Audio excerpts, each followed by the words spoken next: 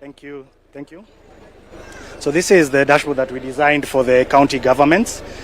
It shows all 47 counties, and you're able to see, I've picked for this year alone, from January to date.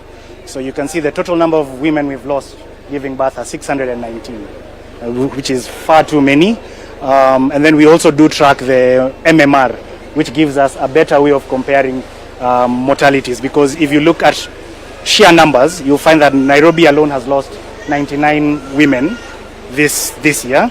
However, when we move to the ratio, the graph will change, because Nairobi does a very high volume of delivery. So of course, yes. So this is a metric that we do use, and this is what actually guides our action as a council. If we are doing our peer-to-peer learnings, we use this data, and as you can see, it's live, updated every month. So every month we're able to review and see who has improved, who has not.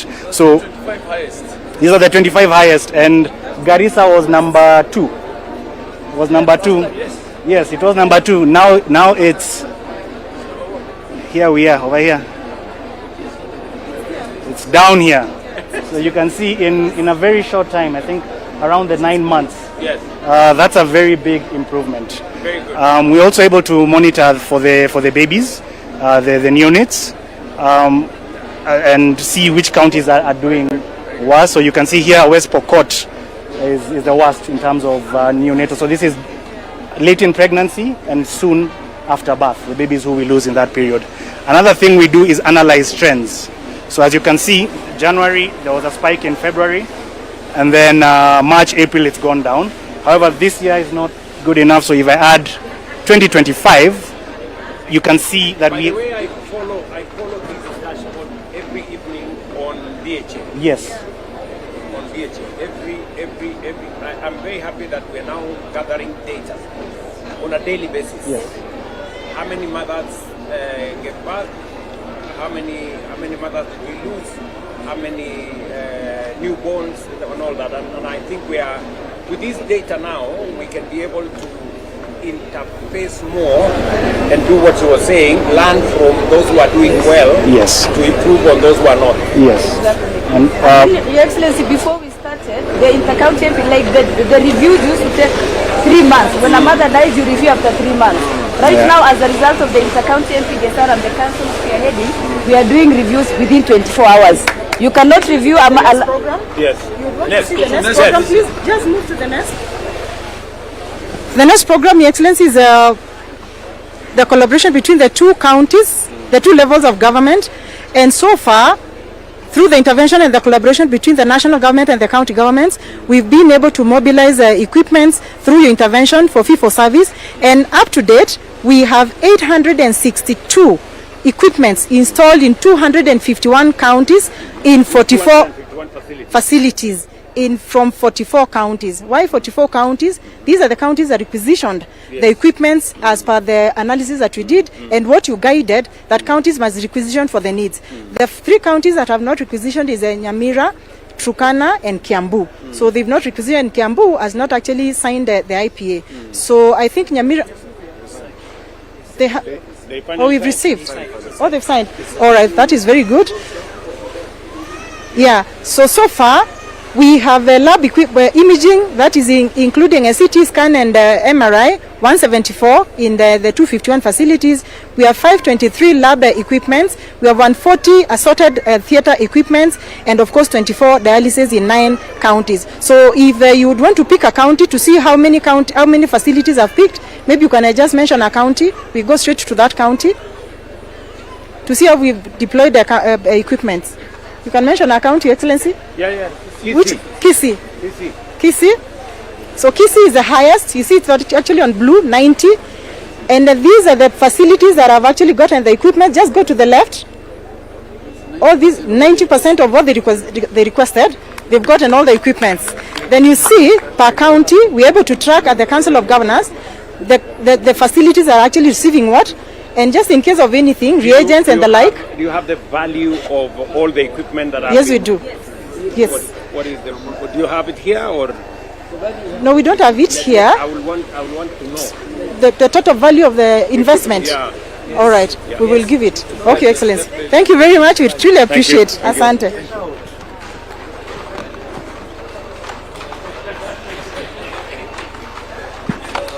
Health financing is everything, Excellency. Good morning, Your Excellency. How are you, Your Excellency? So we'll be taking you through a journey of SHA in 2 years. And Your Excellency, we are calling it reform measured in lives. Your Excellency, to begin with, we have 32.3 million Kenyans registered. And if we compare with where NHIF was at its best, we had 16.9 million Kenyans at that time, and now we are 32.3 million Kenyans registered. In terms of access, Your Excellency, we have an increase in the number of facilities from 8,667 to 10,713. And then some key impacts that is measured in lives. 2 years of NHIF, we had 227,741 surgeries. And in just 2 years for SHA, Your Excellency, we have been able to facilitate 501,839 surgeries. When you come to renal care, we have 8,831 patients during NHIF time for 2 years. During SHA, we've nearly tripled that to 20,952 beneficiaries. Your Excellency will take you through then what the impact has looked like. In terms of numbers, that's how our registration has changed. 15.5 more million Kenyans are now covered under the Social Health Authority. Your Excellency, the next slide. We have care closer to Kenyans. If you look at our facility density, moving from 8,000 to 10,713 means more Kenyans are accessing more facilities. And if we look at the breakdown, Your Excellency, government facilities are more at 5,959, 4,534 private, and FBOs at 541. The next slide, Your Excellency, tells us about the resources. 178.5 billion paid out in all the funds. You can see the Social Health Insurance Fund has catered for 134 billion, PHC at 23 billion, public officers at 16.9 billion, and ECCIF at 3.5 billion. Your Excellency, when we look at PHC, what does it look like in terms of Kenyans' lives? 9.3 million Kenyans have benefited from primary health care services.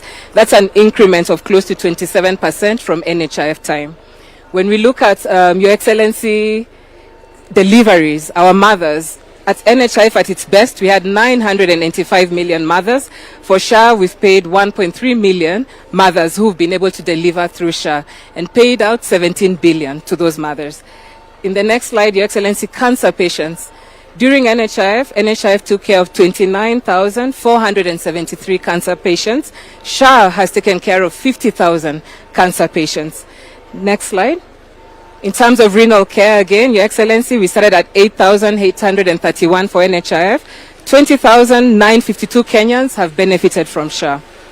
Your Excellency, when it comes to surgeries, 501,839 surgeries have taken place paid for by SHA, and Kenyans have benefited from that. Your Excellency, in terms of critical care, NHIF did not cover for ICU. We used to pay 0 in NHIF days. Now SHA is paying 28,000, and 31,975 Kenyans have benefited from ICU services. And Your Excellency, the newly launched ambulance dispatch center, Your Excellency, from the time you launched this ambulance dispatch center, we've had 506 incidences that we've been able to dispatch and reach Kenyans. And we've had 18,534 calls come in the last 2 weeks. Now, Your Excellency, we want to move you to this end, where you come and sit here with volunteer beneficiaries. They want to talk to you. They want to tell you what the experience has been. Your Excellency, that is Margaret, that is Dancent, that is Cindy, and that is Dr. Marion. Your Excellency, our beneficiaries here are volunteers. They want to tell you their story, the good, the bad, the ugly, and the successes of this reform. And we'll start with Margaret, and she's an oncology client, and she'll tell us how her journey has been. And she wants to have a conversation with you. They also have requests of you. Yes. I'm very well. Thank you. Good morning to you. Yeah. Kwa majina naitwa Margaret. Wacha niongee Kiswahili ndio kila mtu asikie. Kwa majina naitwa Margaret Lily. Mwaka jana nilijisikia niko na lump kwa matiti, nikashtuka. Kwa sababu nikajiambia, hizi kansa za matiti zinaanzia na lump. Nitaanzaje? I'm just a housewife.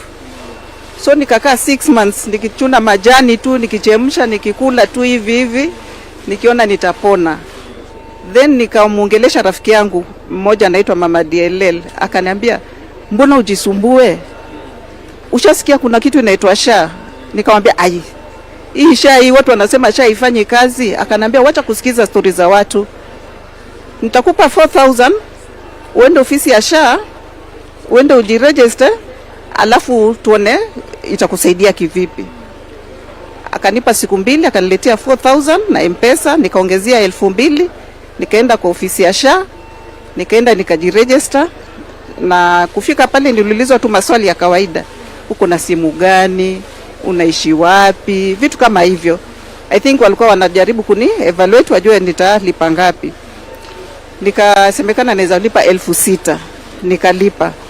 Nilivyolipa nikauliza tu saa hiyo hii naweza kuitumia lini? Nikapata saa hiyo ukienda hospitali utaitumia. Mimi nikalala, kesho yake nikakimbia hospitali. Kufika hospitali nikaulizwa kitu ya kwanza, uko na SHA? Nikamwambia niko na SHA. Wakaangalia wakasema hii SHA itafanya kazi. Nikaingizwa kwa daktari, daktari akanipima, nikaambiwa nende nifanyiwe skani. Nikasema sasa mimi sina pesa. Sasa hiyo daktari anakuongelesha, unaangalia kwa simu ni contact gani utapigia utafute pesa. Lakini kupelekwa kule scanning, SHA ililipia kila kitu.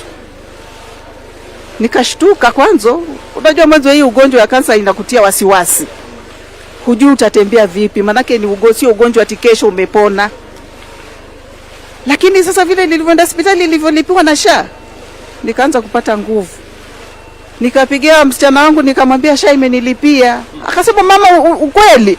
Mbona mimi nasikia SHA ilipiwa? Watu nikamwambia nimelipiwa, hata nimefanywa scanning na nimeona nende nifanywe biopsy. Machozi ya furaha ilinitoka. Mtoto wangu akasema nikikuona jioni kwa nyumba nitafurahi ndo nijue ni kweli.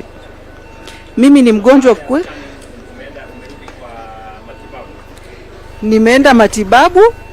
Nimefanywa hivyo vipimo vyote na SHA ilinilipia. Nikapelekwa chemotherapy. Hata sikukaa, baada ya kuonekana tu sasa ni kansa hii, already daktari akanipeleka kwa chemotherapy. Nikamuuza chemotherapy itanicost pesa ngapi? Akaniambia wewe usijali. Si uko na SHA na SHA inafanya kazi. SHA itakulipia. Mimi ni mgonjwa wa kweli wa kansa. This is my card. Na hizi ni hizo makaratasi ya SHA walizonilipia. Hizi. Walikulipia kama pesa ngapi? Kila session iko na pesa yake. Chemotherapy ilikuwa inalipia around 63000. Chemotherapy ilikuwa inalipia around 63000 per session. Na linienda 8 session, sikulipa hata shilingi. Zote SHA ilinilipia. Ningeweza kweli mimi? Singeweza. Kutoka chemotherapy almost 11 months kwa sababu nilianza treatment on October last year, na sasa ikifika October nitakuwa nimemaliza 1 year. Na session zote after chemotherapy nikapelekwa surgery. Nikauliza surgeon itanikost pesa ngapi? Akaniambia it's going to cost you 182,200. Nikamwambia pesa natoa wapi? Akasema mama, kuna SHA. Sasa nikuulize, hii pesa yote umelipiwa? Nimelipiwa na SHA. Sasa imefika kama shilingi ngapi? Kwa sababu kwanza ilikuwa ni 550,000, alafu tukaja tukapewa top up ikafika 800. Ikafika 800. Yes. For 550 to 800. Ai, mimi niseme nini sasa? Chemotherapy imenitumia. On account ya ile 6,000 tu nilipa. 6,000 tu. Umelipa ingine? Hapana. Ile Hiyo 6,000 tu niliolipa. bado inalipa hiyo. Inanilipia paka leo. 8 sessions 663,000 multiply. Alafu surgery 882,200 plus niko na shindano Herceptin naenda 45 There are supposed to be 18 cycles. So far nimepata 11. Kadi ndio hii. I mean nimepata 10 on 24th. High safety. Yeah, on 24th ndaenda ya 11th. Sijatumia hata shilingi. Mimi nashangaa mtu akisema sha ifanye na mimi nimelipiwa hiyo yote. Wale wanasema sha ifanye ni watu hawajakuwa wagonjwa. Watu wajaenda hospitali. Wengi wao ni watu wanaongea katika mikutano ya siasa. Kwa sababu wanafanya siasa. Lakini watu ambao kama wewe ambao mumeenda hospitali, mmetibiwa, experience yenu ni tofauti kabisa. Jambo msiwadhani wale wanaongea mambo ya siasa, lakini hapa tunaongea mambo ya maisha, mambo ya afya ya wananchi. Na kwa sababu wewe pesa zako zikifika unalipa, na kwa sababu sisi wote tunalipa, ndio inasaidia sasa, kwa sababu hakuna vile shilingi 6,000 inaweza kuwa shilingi 800. Ni ile cooling, ndio sababu ya sisi wote kusemekana tuwe ndani ya SHA. Ndio wewe ukiwa mgonjwa tukusaidia, mwingine akiwa mgonjwa afaidike, mwingine kwa sababu sisi wote hatuwezi kuwa wagonjwa siku moja, lakini tuweze kusaidia. Na hivyo ndivyo dunia nzima inavyofanya mambo kama haya. Nimefurahi sana mambo kusikia vile mambo yanakwenda na wewe, na wewe ndio utatusaidia kuwaeleza wengine ndio wasipotoshwe na maneno ambayo hayana. Your Excellency, we also have Dancers. He's a kidney disease patient. He also has a story that he wants to share with you and that request. Thank you. These experiences, Yes. I think we do them in the other forum. Yes, we will also do that. Yes, we will. So that we don't take a lot of time. That's okay. So sisi tutaonana baadaye. Yes. Pamoja na huyu mrembo wangu. Yes. She's a beneficiary during NHF and now she's given birth in good times. We'll do it then. Thank you. Okay, tutamleta huyu mungwana. Hi. How are you, my dear? Very good. Thank you. Yes. Nilikuwa nimeweka huko alishikia kabisa.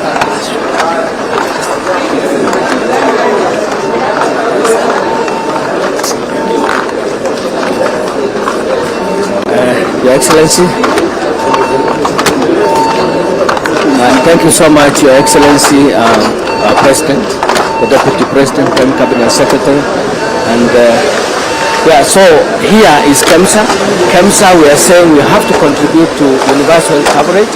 Our business is to ensure commodity security, so that the Hakuna Dawa syndrome that is in the heads of Kenyans is a thing of the past. So we are very happy to report within the last 3-4 years, we have managed to move from an order fill rate of 40 to 90%, over 90%. Actually our target, Your Excellency, as we have agreed, is to 100%. So anything in public health over 95% is very good at the moment. So the Hakuna Dawa thing should go away. How did we reach there, Your Excellency?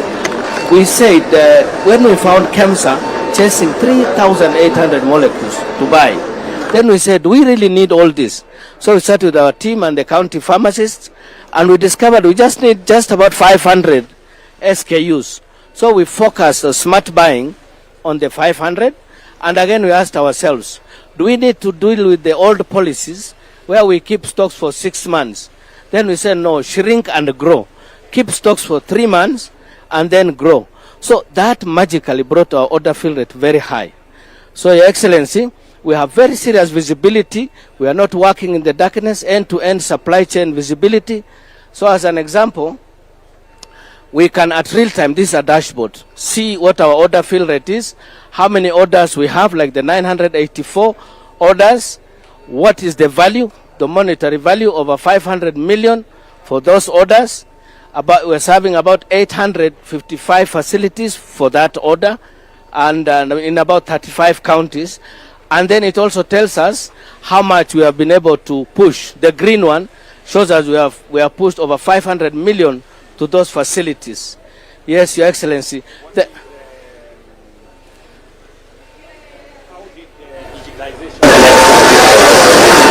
Digitization has really helped us because visibility is everything.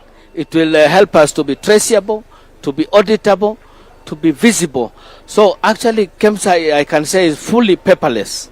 Yeah, at the moment. So the next thing is now to hook into DHA so that we have one national LMIS for the country. So digitization has helped us. Dennis here is able to drill down to the exact facilities. The ones have said 855. How have you changed the delivery model? So on one side, you have digitization, helping in getting visibility and, managing dark ends, Now, how has delivery changed? To the facility or to the county stores? Your Excellency, KEMSA is the only agency that can do doorstep delivery, what we call doorstep. We don't deliver at the county or sub-county. The governors here know we deliver to the facility, to the... How did that change? What changed? Over time, we changed. For some time now, that has been the model. So we don't deposit anything at the county or sub-county. We deliver at the doorstep of the health facility.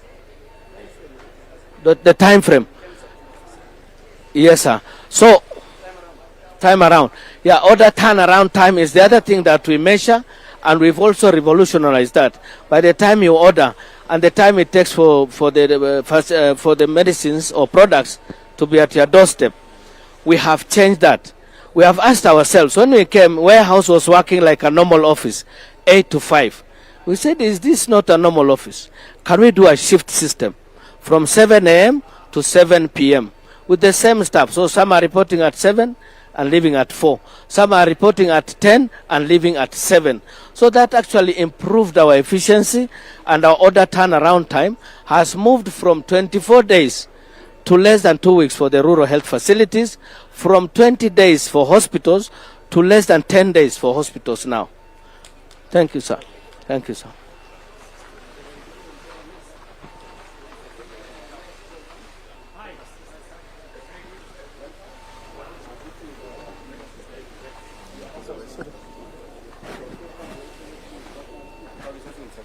Facilities. 71 facilities across the country, and that is in 31 counties. We've also been able to serve level 6 hospitals, that is KNH, spinal injury. We are supplying ultrasound, where we are able to do obstetric, abdominal, pelvic, and all body scans. So how many equipment have you supplied? We've supplied 71 equipment, Your Excellency. What is the cost of every equipment? This is fee for service. So the cost of every equipment is about 3 million, the whole package. Additionally, Your Excellency, we are providing consumables for the entire contract period, and we're also giving refresher training, both clinical and technical, to our service health providers. And now what we've also done... Who takes care of the maintenance? Us. Maintenance is on us, Your Excellency. Provide the Consumables, we provide maintenance, and then we also do training, both clinical and technical. we only pay for use. You only pay for use, fee for service. If we are bigger, tunangoja. No, you don't wait. We have an uptime of 98%, Your Excellency. So what we've also done to do that, if it is not working, we have no money. Yeah. So it is in our best interest and the government's interest that it works. Additionally, Your Excellency, we've also been able to integrate this equipment through the Digital Health Authority with SHA. So now there is no fraud. If a SHA approved patient comes here, in the work list we will get the names of the patient, a scan will be done, and a report is sent back to SHA through DHA, confirming that the equipment has offered service and the service that has been offered. Yes.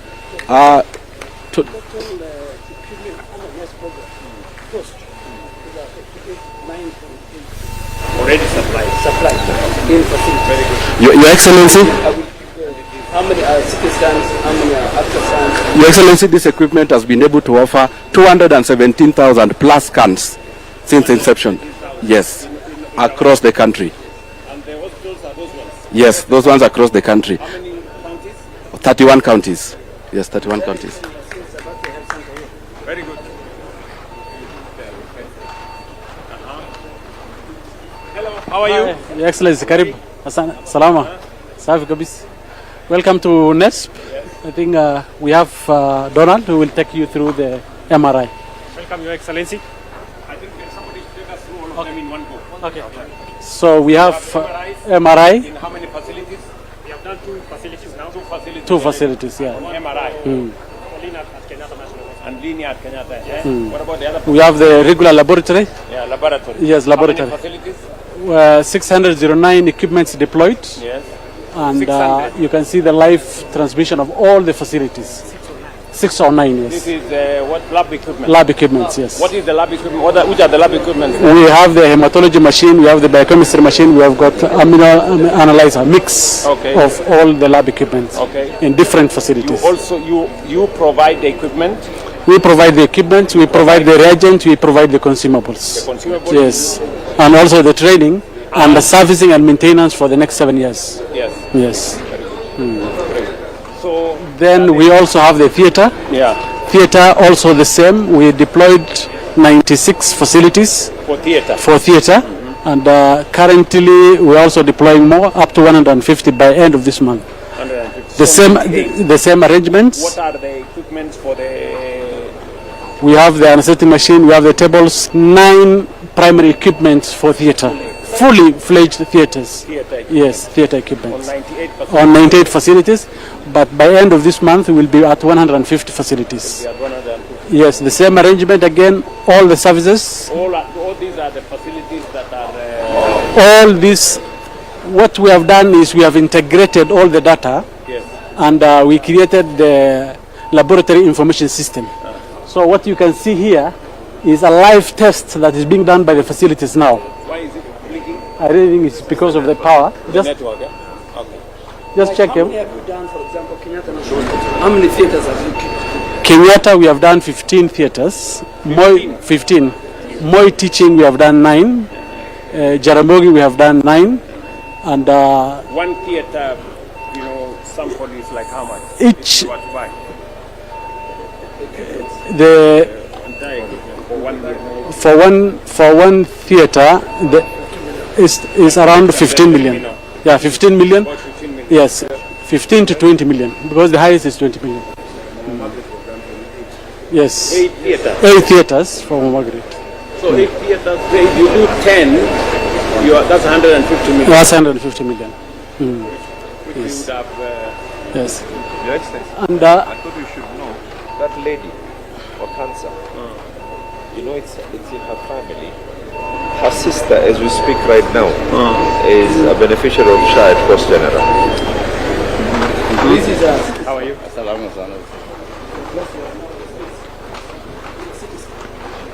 okay. 39 cities can. Yes. In different facilities. In different facilities. What is the experience? I think so far the experience we saw is most of the patients who are coming for these services to either Kenyatta have now gone back. I've not gone back. Yes, have now gone back. So it has reduced the referrals. Because of the highway and many accidents. So the number of farms Kenyatta will take the rate and about 70%. Your Excellency, the game changer here is that it's a 100 slice. So they can do more complex procedures. Dialysis. Yes, how are you? Yes. So here we have dialysis. So in short, dialysis does the work of a failed kidney. By cleaning the fluid and waste from the blood hours at a time and a couple of times a week. So I'll jump to the numbers. So at the moment we have 24 machines installed. We've scheduled an additional 28 machines to be installed, including an installation being done this week, and we're projected to be at 100 machines by the end of the year.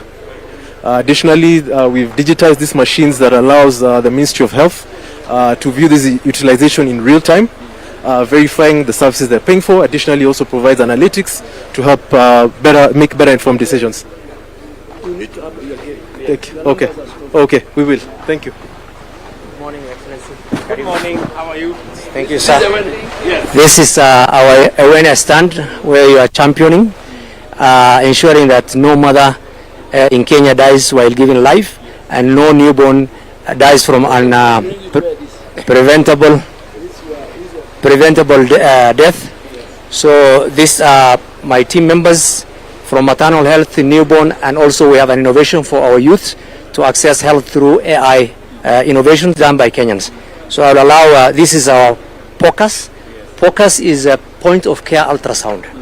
This is very handy, and it's using AI system. The last time we were taking it to how many facilities? 635. This year we will do similar numbers. 635 facilities. Yes. Across 21 Counties. This year we'll go to 26 counties.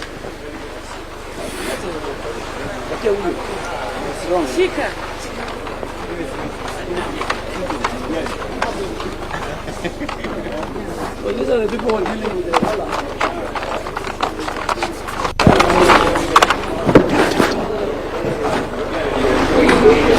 Yes.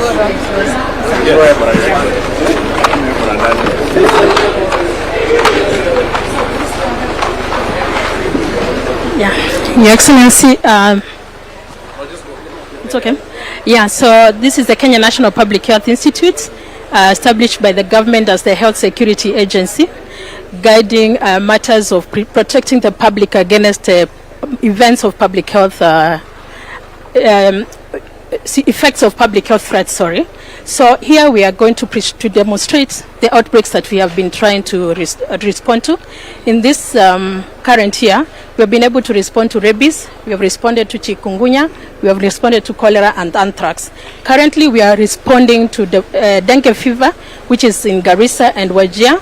We already had 1,678 cases. We have also been responding to mpox, 1,261 cases already, and measles outbreak that is currently ongoing at 463. As you're aware, Your Excellency, we have Ebola outbreak in DRC, and recently Uganda and France also reported cases. Two, yes. So there were 12, but it's done now. So now, so Kenya has not reported any case, but we have already tested around 196 samples that have come to our lab. Yeah, but all of them are turned negative. Yes, people traveling, others who have come to the hospital and have symptoms of Ebola, but presented to the health facility. And in our history taking, we demonstrated that they had either traveled to Uganda or DRC. We have already screened 420,000 cases and 20,000 people at points of entry. Yeah. All right.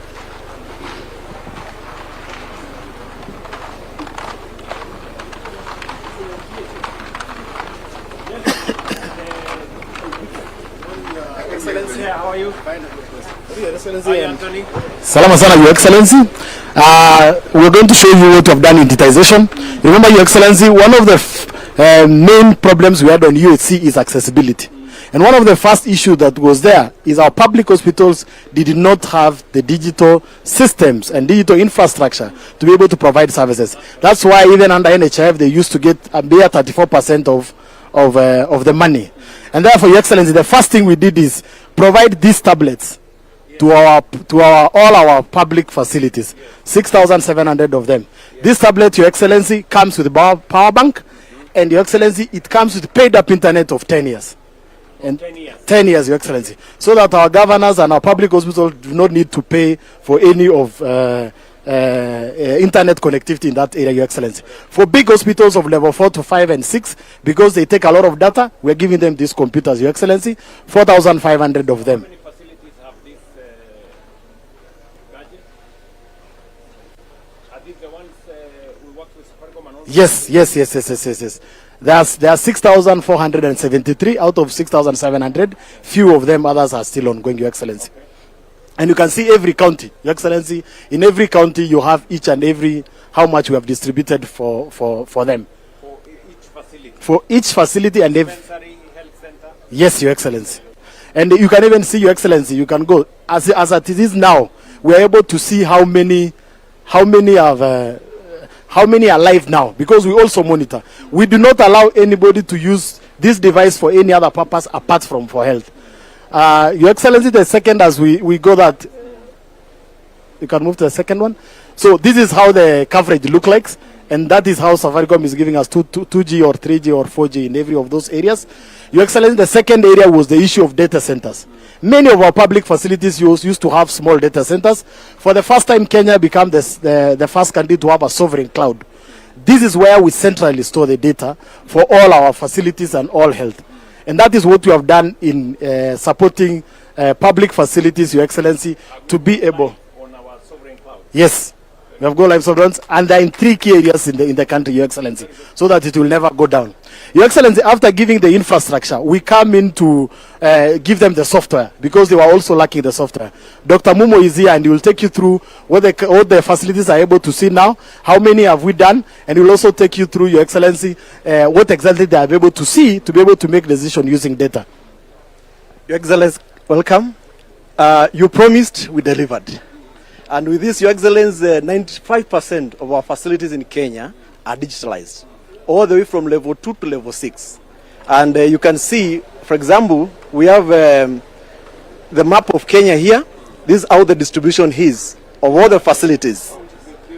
The facilities in the counties. So we have digitalized all the counties in 47 counties. Your Excellency, Kenyatta National Hospital is the first facility of its kind in Africa to be fully automated, actually paperless, because now even from this week they are transmitting share claims through the electronic way. So we are proud to see, and this is real live dashboard, Your Excellency, whereby we are seeing the number of patients who are coming, who are admitted on real-time basis, Your Excellency. Your Excellency, also we can see what is happening in real-time basis at the facilities. The governors here, they can even monitor the health workers wherever they are on real-time basis. Yes, Your Excellency. So you have Danaisa County, Longisa, Bomet, Poros. Yes, Your Excellency. Yes, and you can see the health workers where they are, Your Excellency. In terms the names of health, how many?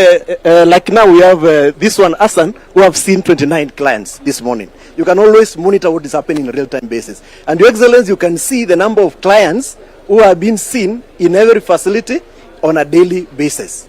So we promised, you promised, and now we have delivered. You can see the number of clients who have been seen through the system. Over close to 30 million clients have been seen through this.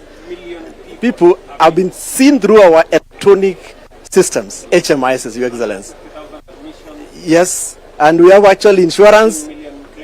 And you can see in a month, Your Excellency, we are having more than 4 million clients coming, our patients, to be seen through the electronic platform.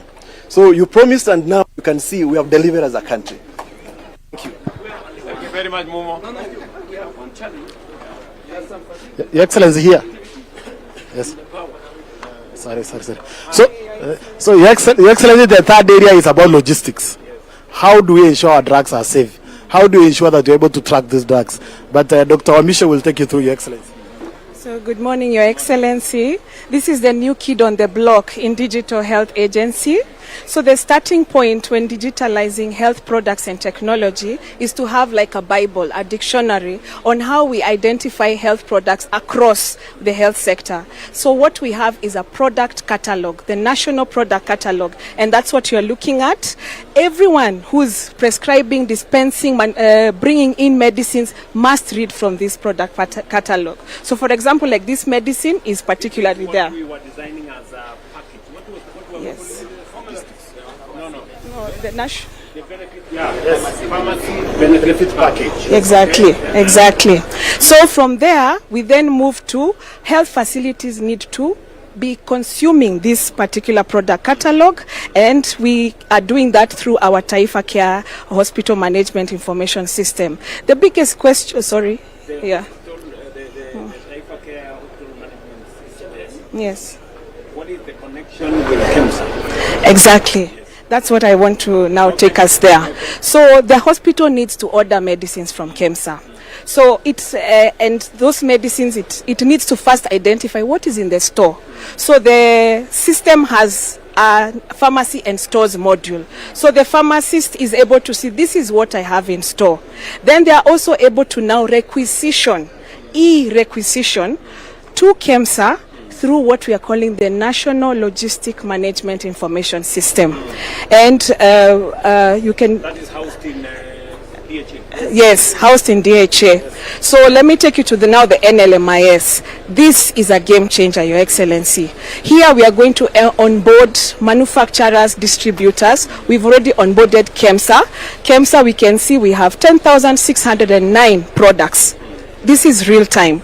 We can also see the prices. Today, when a pharmacist wants to buy medicines, they have to call somebody, ask what is happening. So on the NLMIS, we have the marketplace. This is going to be a marketplace. So once the order comes in, then the facility is then able to have a global-like experience. This has not been there.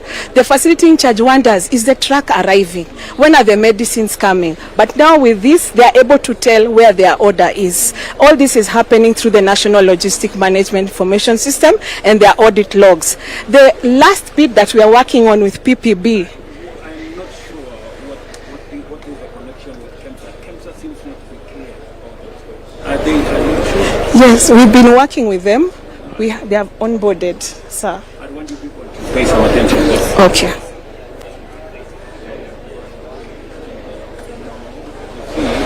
I don't think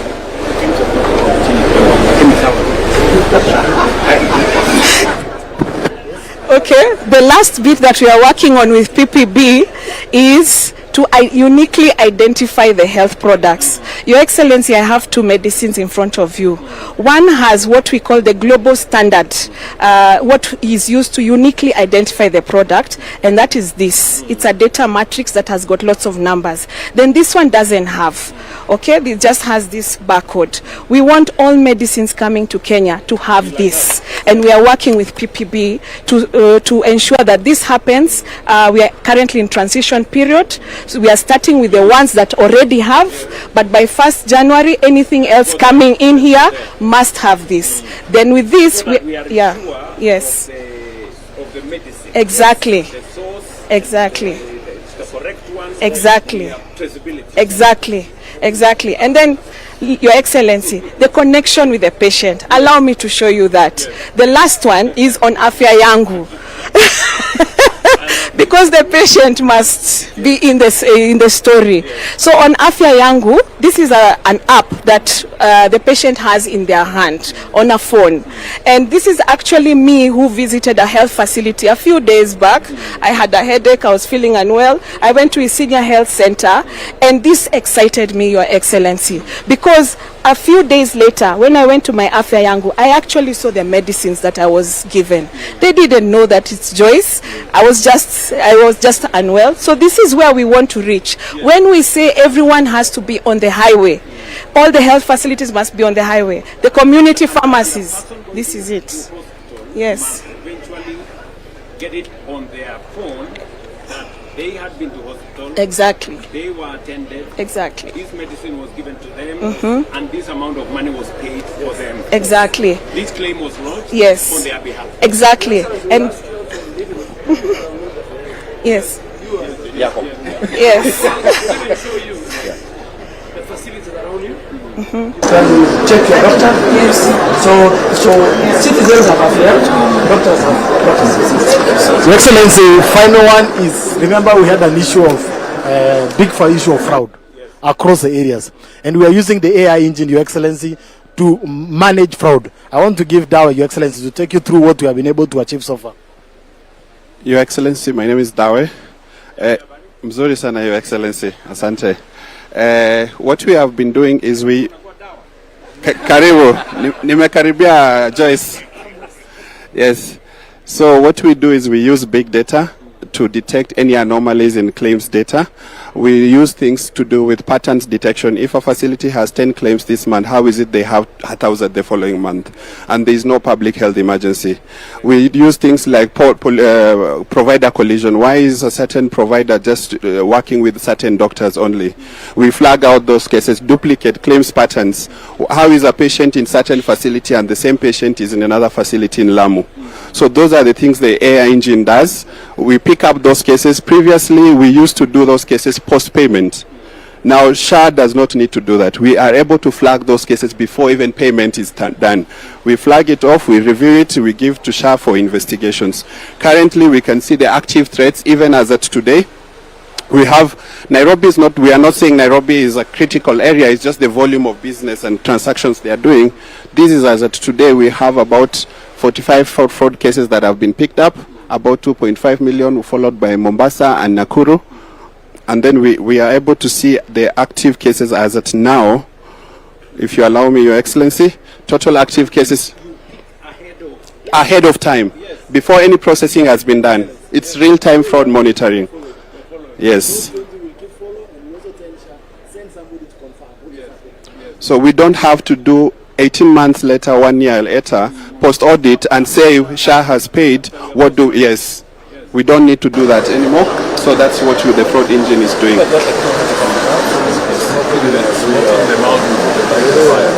Yes, Your Excellency. The other thing, if you allow me, is we had previously patients waiting at facilities for over 48 hours for an approval. So we've built an AI technology that does our pre-auth. Any request that comes in less than 1 or 2 minutes. Instead of waiting for 48 hours, it's built on over 28 billion parameters of medical renal zoning data, contextualized for Kenyan clinical guidelines, where we are able to send any request that a procedure needs to be done. The AI is able to adjudicate, pull out all the clinical history for this patient, and actually give an approval or actually give decline. So here is a case we have. We uploaded a case for a patient. The AI is able to give a verdict. In this example, the AI has given a verdict for manual review. So saying that the necessity for this requirement does not meet that surgery. So that SHA needs to get value for its money. So this is the pre-auth AI we have done.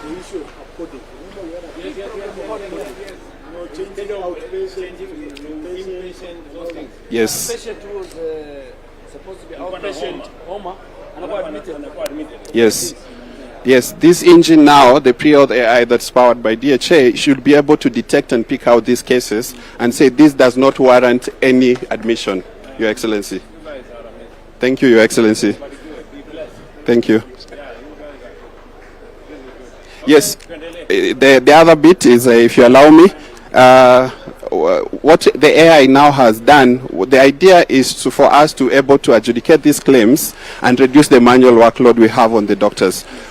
So far we have reduced the manual workload by 54%, and we have been improving as at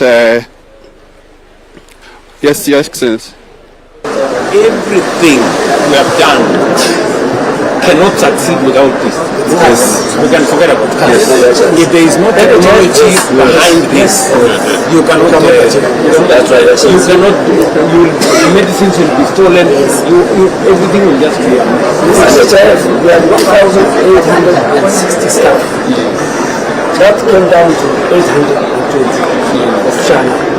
That means the rest of those 1,000, the work is done by the community. Yes, Your Excellency, I want to echo what the CS's remarks, because we have more much volume of claims actions that we need to do than NHIF, but we have lesser capacity. So this is being enabled by the AI, by technology. Actually, as at August now, we have reduced the manual workload by up to 82%. That needs usually a human to sit at a desk. Yes, by 82%. Yes, where you usually have someone sit at a desk and approve a claims. Yes, we are only doing 20%.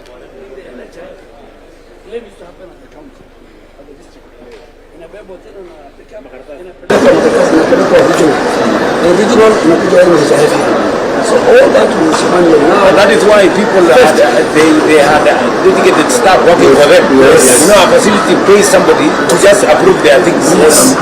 Now we remove that familiarity from the process. We let the system do what it needs to do. The final part, so Your Excellency, is we are collecting a lot of data on diagnosis. We are able to tell now currently what is the disease burden for Kenya. With the data we are collecting, and for interest, I will just take you to prescription, what Dr. Joyce has mentioned. Currently, there is a lot of work. Yes.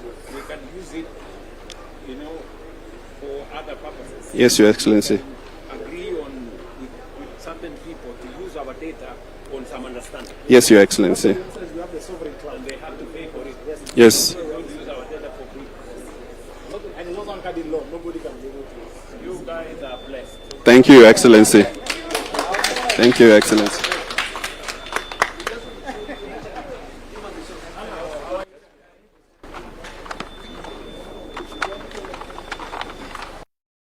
Journey and transformation of Kenya Medical Training College.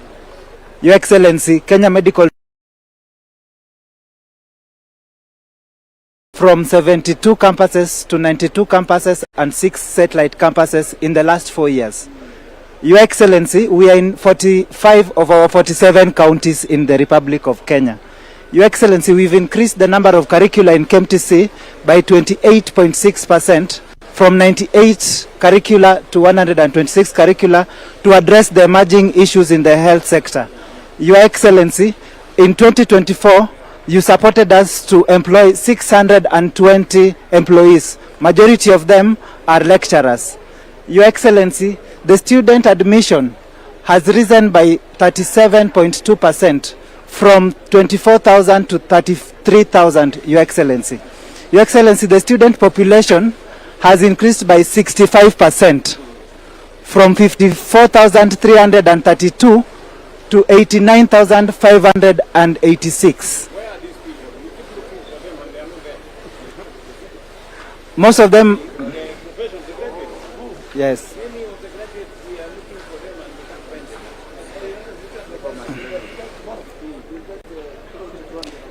Your Excellency, our graduates have increased from 15,915 to 22,776 last year. Your Excellency, this year we are going to graduate 25,000, and we want to invite you, Your Excellency, for that graduation. Yes, sir. Thank you, sir. Your Excellency, you have supported us to have 29,641 students access HELB loan. Your Excellency, we now have 57 of our campuses undergoing construction for student accommodation. Your Excellency, labor mobility has also been a focus that your government is focusing on. And Your Excellency, we have increased mobility of human resources by 185%, by moving from 1,000 to 3,095, and we want to move even further by collaborating with foreign governments like Germany. Your Excellency, to support SHA and transformation in healthcare, we have focused on courses that allow us to be more efficient, like health records and health insurance cadres. So, you have how many campuses? 92 campuses and 6 satellite campuses. And out of the 92, 57 are benefiting from our affordable housing program. Yes, sir. Yes. Yes, sir. So we are building hostels. We are building hostels. Using the housing levy. Yes, sir. What do you tell those who are telling us they want to abolish housing levy? Sir,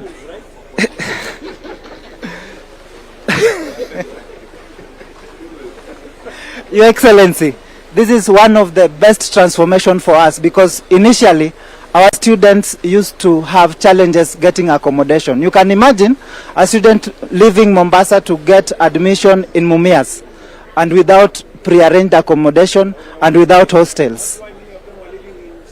Yes, sir. And right now it is going to be dignified accommodation for our students. Your Excellency, to support Ewene, we have our programs that focus on reproductive health. And Your Excellency, finally, we are cognitive of the need to support communities where we live.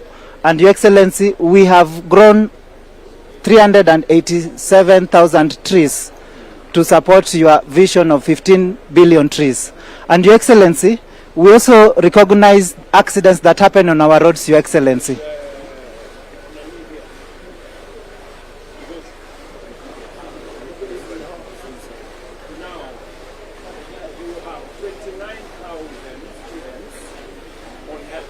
These ones have been supported by the program up to now. But now, Your Excellency, you have given us 392 million currently to support. What we need is 1.2 billion, but this is able to support us, sir. Yes, sir. Under the new, when Parliament passes tertiary education placement and practice act, yes, sir. we're going to cover all the students. Yes, sir. Thank you so much. That has been the major question for our students. And finally, Your Excellency, we have trained 11,200 borders on emergency response to support during accidents on our highways. We had also agreed that we provide you some funding to hire more staff. Yes, sir. It's in the budget, sir. We have 1.92 billion. 1 billion out of it is for recruitment. 392 million out of it is for help, and 580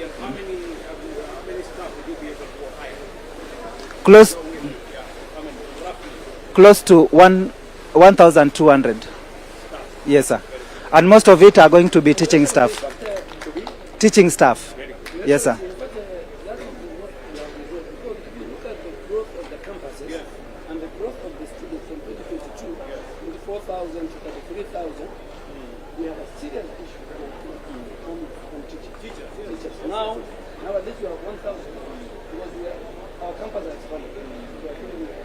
Your Excellency, thank you so much.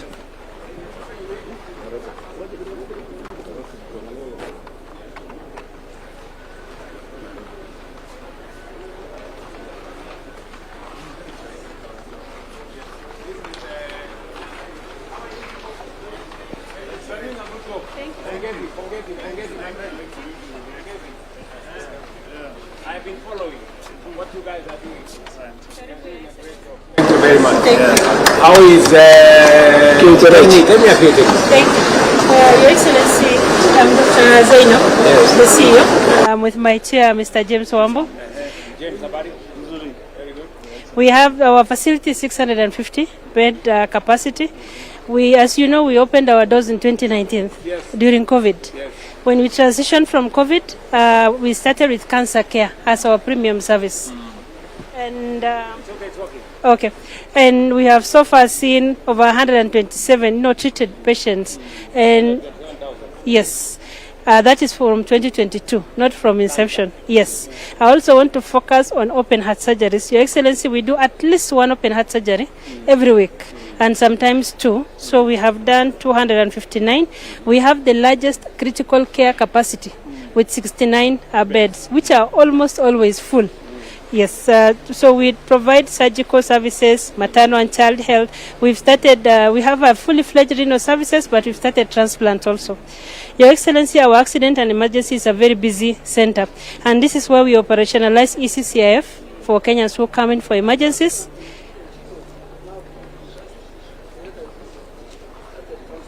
Yes. Yes.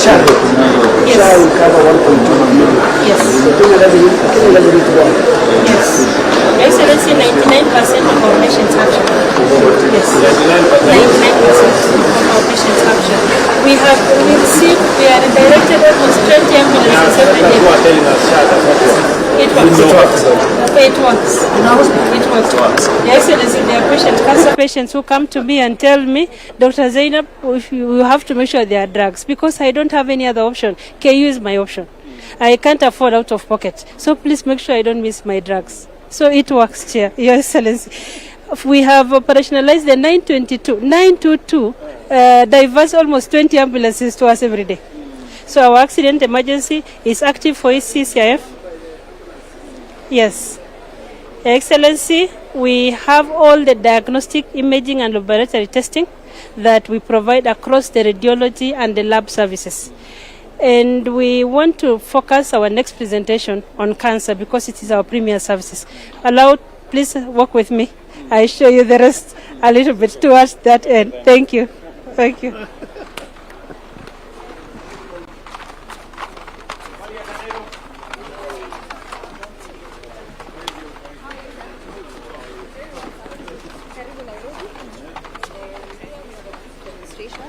Of how we've integrated our services. Hi, how are you? Yes. Very good. Here we have a brief demonstration of how we've integrated our services from the facility to the community as well. And so in the community, of course, we have our CHPs who go around, but even at the facility, if you come, you will have a community desk that registers you if you don't have SHA. And then, of course, you will be referred. This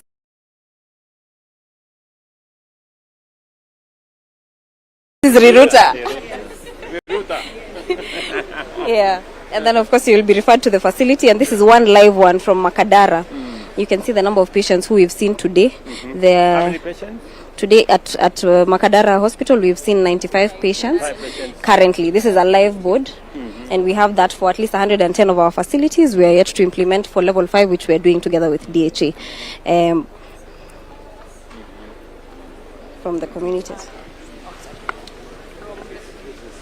Yeah, and then we've also increased the number of patients that we have because of other innovations that we do. So we give an aftercare service for our mothers in Riruta. So they have a massage for also the father and the mother as well. Thank you very much.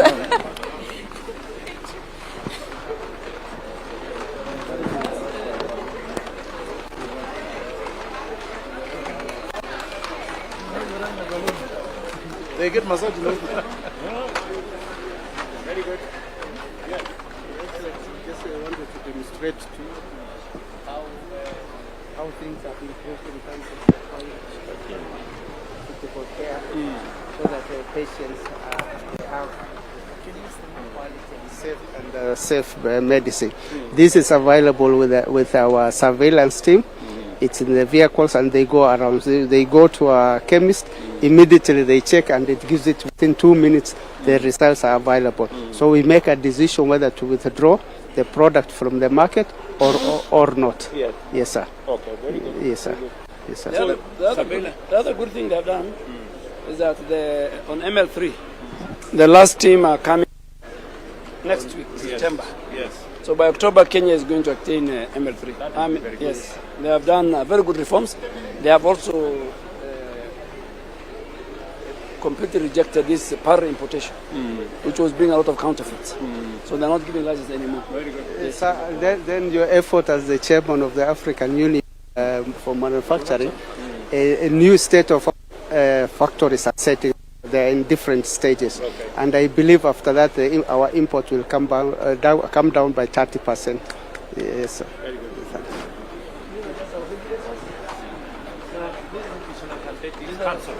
Barrier cancel. Salama sana. Yes. You're the one registering the doctors? Yes, all the doctors, the dentists and the health facilities, including the recent ambulance registration that we've done to enable the critical care part. Yes. What was that problem we are trying to solve? Because no, we are trying to solve under the new law. Under the patient quality and patient safety act. Correct. The facility will be shifted to other professionals. Correct. They Yes, only sir. deal with the professionals. Professionals. Yes, sir. Because you see, when you have an incestuous relationship there, that does not that undermines. Yes. We agree, right? Yes, we agree. And, Yes. and the bill is in the Senate. Yes. We are just pushing so that to solve. We are Yes. going to lose that facility. No, but it's okay. No, we understand. It's in the interest of the public. Yes. Yes. All right. This is now our new MTRH. Yeah. At Yeah. Kiplombe. Lombe. Can you explain? Karibu, Your Excellency. So this is a new MTRH Kiplombe. As you can see, just behind there, this is where we are. This is where the structures are. Accelerate. We actually, we're working now, moving to 24 hours. So this is the Medical Technology Center where we have the OPD, the theaters, the inpatient for those short stay, and then those are the inpatient blocks, the 3 of them on this side, and these are the ancillary support services all across the facility. Just outside there, we're going to have collaboration with energy so that we have a substation for power. And then we're going to have just on the side here, a farewell home and also a chapel for those patients who are going, living, visiting. I'm very unhappy at the base. Yeah, we will. Yeah, we will force him. There's going to be 2,000 beds. Hello, how are you? My name is Dr. Joshua Trenkinokise. I'm the acting CEO Jalango Odinga Teaching and Referral Hospital. Yes. And we want to thank you so much, Your Excellency, for elevating Jalango Odinga Teaching and Referral Hospital on behalf of the Western region. We are doing something unique in the Western region as far as sickle cell disease is concerned, and we have the apheresis machine here. We are the only public hospital that is doing it in Kenya, and we are the first one to do it because of the sickle cell burden that we have in the region. So, sickle cell disease. So allow me welcome Dr. Brenda to show you how this. Okay, thank you.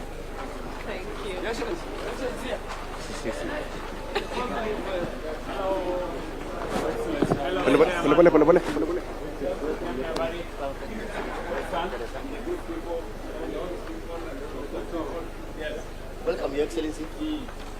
Your Excellency, we are talking about 125 years of Kenyatta National Hospital. We started 1901 with 40 beds. 40 beds. From there, we were renamed King George in 1952. Then we moved to, during independence, we were renamed after the founding father of this nation, Kenyatta National Hospital. Then we started training for midwives. Today we are doing specialized training for nurses. We also moved the university up to where we are. We want to appreciate you for the signing of the legal notice for the first time for Kenyatta National Hospital since 1987. And then we have moved. We came here, we had His Excellency, the Majesty El Selassie coming here in 1964 at Kenyatta National Hospital. So now Kenyatta is established under what? Is established under legal notice, yes, Your Excellency, yes. Yes, we have your instructions to make it a bill, Your Excellency and the Deputy President. Now, these are the nurses of 19...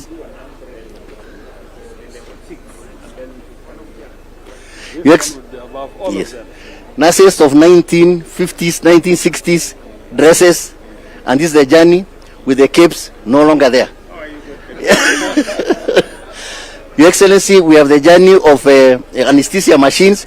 We have Keme here. Yes, this is what was there. Yeah. Dr. Angwaro, please. Thank you, Your Excellency. This was the original old anesthesia machine.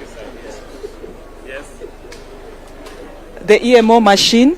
Then we moved to the universal anesthesia machine in the 1950s. And then in the 2000, the modern, sophisticated, with a ventilator and patient monitor that enables us to do the specialized surgery like 60 to 75 per day in Kenyatta National Hospital. Thank you, Your Excellency. On the National Equipment Service, how many, I'm told some of your theaters have been equipped? Yes, Your Excellency, we have now 32 theaters fully equipped at Kenyatta National Hospital. It has never happened before. 32? Yes, 32, Your Excellency. Yes. Okay, very good. Then you have all that. Good morning, Your Excellency. Good morning. How are you? Fine. Welcome. We are representing newborn unit in Kenyatta National Hospital. Yes. It's a highly specialized unit where we have specialized neonatal nurses to take care of our babies and even neonatologists. So this is a baby that was born preterm. We actually received this baby from... was born preterm. He keeps telling us. We actually received this baby as a referral from Kiambu County, and you know that KNH is the national referral hospital. Yes. So we received this preterm baby at 34 weeks. This baby was born 3 weeks before the time, because ideally they're supposed to come at 37 weeks. So what we do in newborn unit at KNH, we ensure that the baby is kept warm. So you see we have a very specialized resuscitator that is able to take care of this baby. We are giving warm. We are also having a CPAP machine. This is called a CPAP machine that is able to help this baby to breathe because the lungs are immature.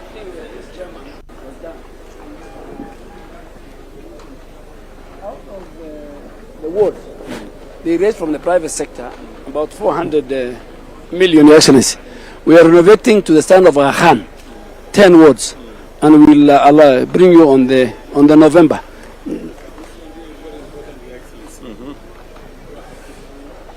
So good morning. I'm quite good, and you? Yes. My name is Michael Mombi. I'm a clinical engineer at Kenyatta National Hospital. Your Excellency, I am Melissa Aloch, a clinical engineer at the Kenyatta National Hospital. And Your Excellency, I'm Dr. Margaret Mwasha, a consultant prosthodontist at the Kenyatta National Hospital. We mean that we are engineers with now a medical bent, meaning that we started with basic engineering as undergraduate level. No, we had to go abroad for training. Yes. Your Excellency, we are advancing surgical care and prosthodontic rehabilitation, leveraging AI, digital health, and advanced medical technologies such as this 3D printer that you can see here to offer world-class medical services to our patients, not only transforming their lives, but giving them a hope where there was none. So, Kenyatta National Hospital is the first and only hospital in sub-Saharan Africa to have an embedded 3D printing point-of-care system, where we combine the engineering principles with clinical workflows to improve and optimize patient outcomes and patient care. Yes, thank you. Yes. Thank you.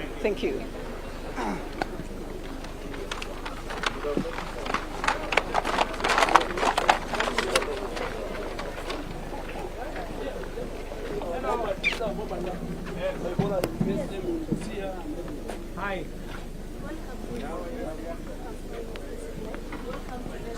Laboratory Services. Welcome to National Laboratory Services. This is one of our mobile labs. We have 4. This is where high and dangerous pathogens are detected with BSL-3. We have some of these labs have been deployed to the border side for the region. We have 4. Okay. We have 2 at the border, Busia and Luakaga. We have this one here and in the national. We are using for the detection of the same. So far, we have managed to detect to test 196 samples. Luakaga we have done 51, and Busia we have done 39. 39 samples. These are because Ebola they are the samples detecting, but they are negative. We have not detected any case. We would like you to see the mobile lab. This is the level 3 to show the readiness of Kenya and the labs on the health security, and also how ready we are to detect any disease in the country. Thank you. Kenya Health Security.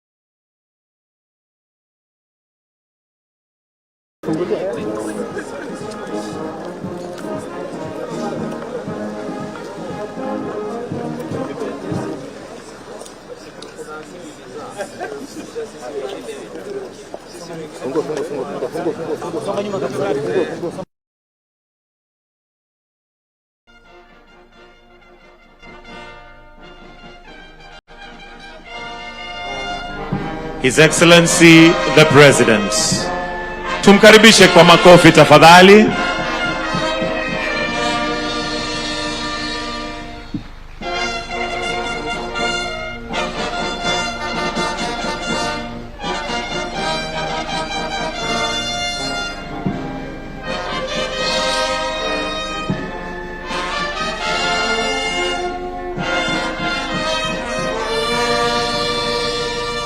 While we remain standing, we'll start with the two anthems, starting with the Kenyan national anthem, followed by the East African anthem.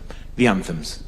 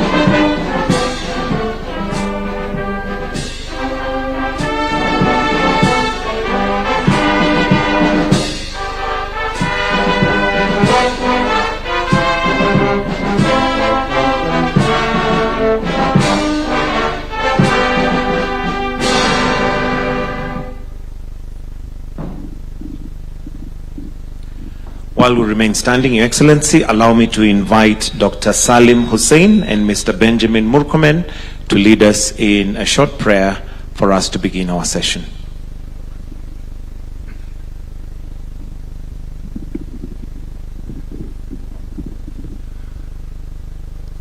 Tuombe.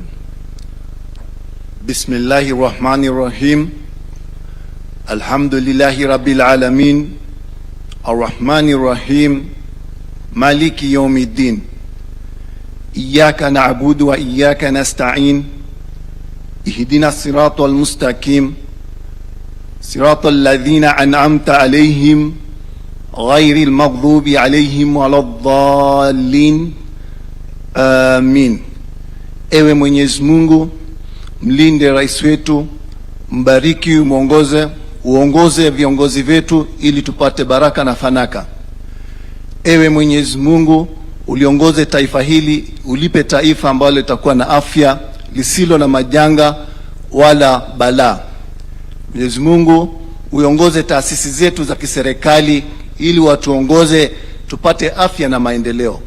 Tunakuomba uweze kubariki huu mkutano wetu wa kilele wa afya ili watu wetu waweze kupata afya na watu wote ambao wako nchini Kenya wapate afya. Tunaomba yote katika jina lako ewe Mwenyezi Mungu. Amen.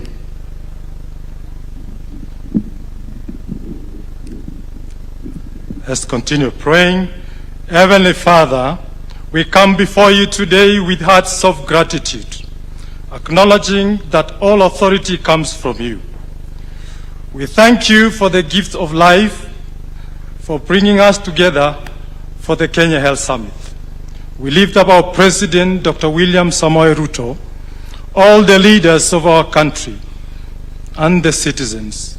Grant our leaders wisdom, protection, strength and understanding as they guide us and our nation towards universal health coverage.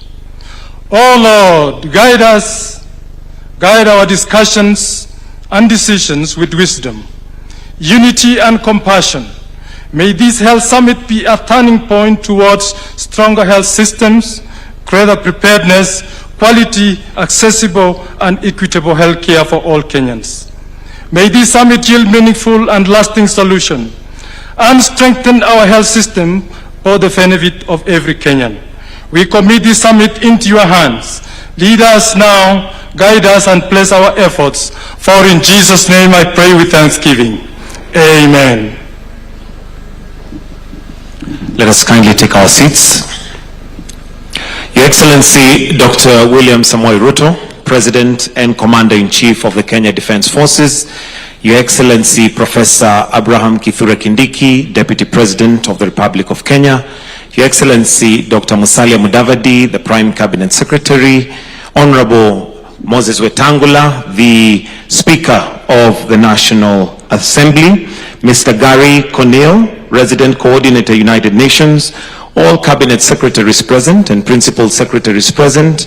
In this case, we have Honorable Aden Duale, the Minister for the Cabinet Secretary for Health, Honorable Ahmed Abdullahi, COG Chair and Governor, Wajir County, Ms. Neema Kimambo, WHO Country Representative, Host Governor, Honorable Johnson Sakaja, all governors present, all members of parliament present, development partners, stakeholders, and all in the health ecosystem, distinguished ladies and gentlemen.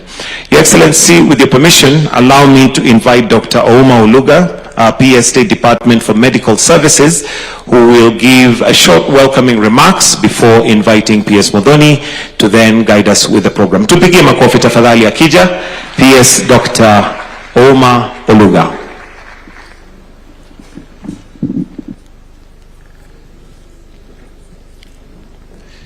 Your Excellency, the President of the Republic of Kenya, Dr. William Samoei Ruto, Your Excellency, the Deputy President, Professor Kithure Kindiki, Your Excellency, the Prime Cabinet Secretary, Honorable Musalia Mudavadi, Honorable Cabinet Secretary led by Cabinet Secretary for Health and all Cabinet Secretaries, allow me to ride on the protocols established by the State Function Secretary. Your Excellency, mine is just to set the scene of why we are here. Health at its best is a promise. It's a promise to every citizen, a promise that we gave ourselves in the Constitution. It's a promise that we've talked about for more than 60 years, and it's a promise that year after year we want to give ourselves as a service. But it's, at its best, it's a promise that you don't know when the calamity will hit. Most of us seated here or outside may be healthy. You don't know when the health need will come. Under the leadership of Your Excellency, the President, you have established reforms to turn that promise into a service, and to turn that service to be offered in a manner that does not ruin families financially, and in a manner that does not facilitate families or loved ones to die from causes that we can prevent. Your Excellency, that is the reason why you have directed that we come together as a nation so that we can unveil those reforms that you have established, from the policies to the legislative framework to the implementation agencies and to the deliveries. Your Excellencies, you've kept telling us that health should not be a privilege, it should be a right. It's a right that has been enshrined in the Constitution, Article 43, Part 2 of the Constitution. Your Excellency, it's now my opportunity to welcome everyone to this discussion as we unveil the reforms that have been delivered. And those reforms that have been delivered so that health is given as a right, so that we turn the promise into a service. Your Excellency, with those very few remarks, I would like to invite my colleague, Principal Secretary Mary Mudoni, to take over the program, and all of us feel much welcome to the Kenya Health Summit. Thank you very much na karibuni sana. Asante sana PS Oluga. Your Excellency, the President of the Republic of Kenya, global partnerships and multilateral cooperation are the bedrock and the resilient health systems. Together with our international allies, we are translating health security policies into actionable realities that probe communities across borders. At this juncture, Your Excellency, allow me to invite Gary Connell, the resident coordinator of the United Nations. A round of applause for Gary.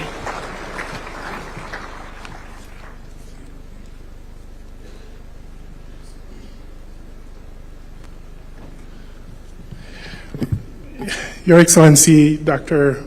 William Samoei Ruto, President of the Republic of Kenya, Your Excellency, the Deputy President, the Prime Cabinet Secretary, the Honorable Speakers of the Senate and the National Assembly, Cabinet Secretary for Health, Chairperson of the Council of Governors, Excellencies, Governors, Honorable Members, distinguished delegates, and above all, the health workers and community representatives in this hall today. Good morning, and what an inspiring morning it has been already. I am honored to speak on behalf of Mrs. Zainab Hawa Bangura, Director General of the United Nations Office in Nairobi, who conveys her warm greetings to this summit, and to address you as Resident Coordinator on behalf of the United Nations family in Kenya.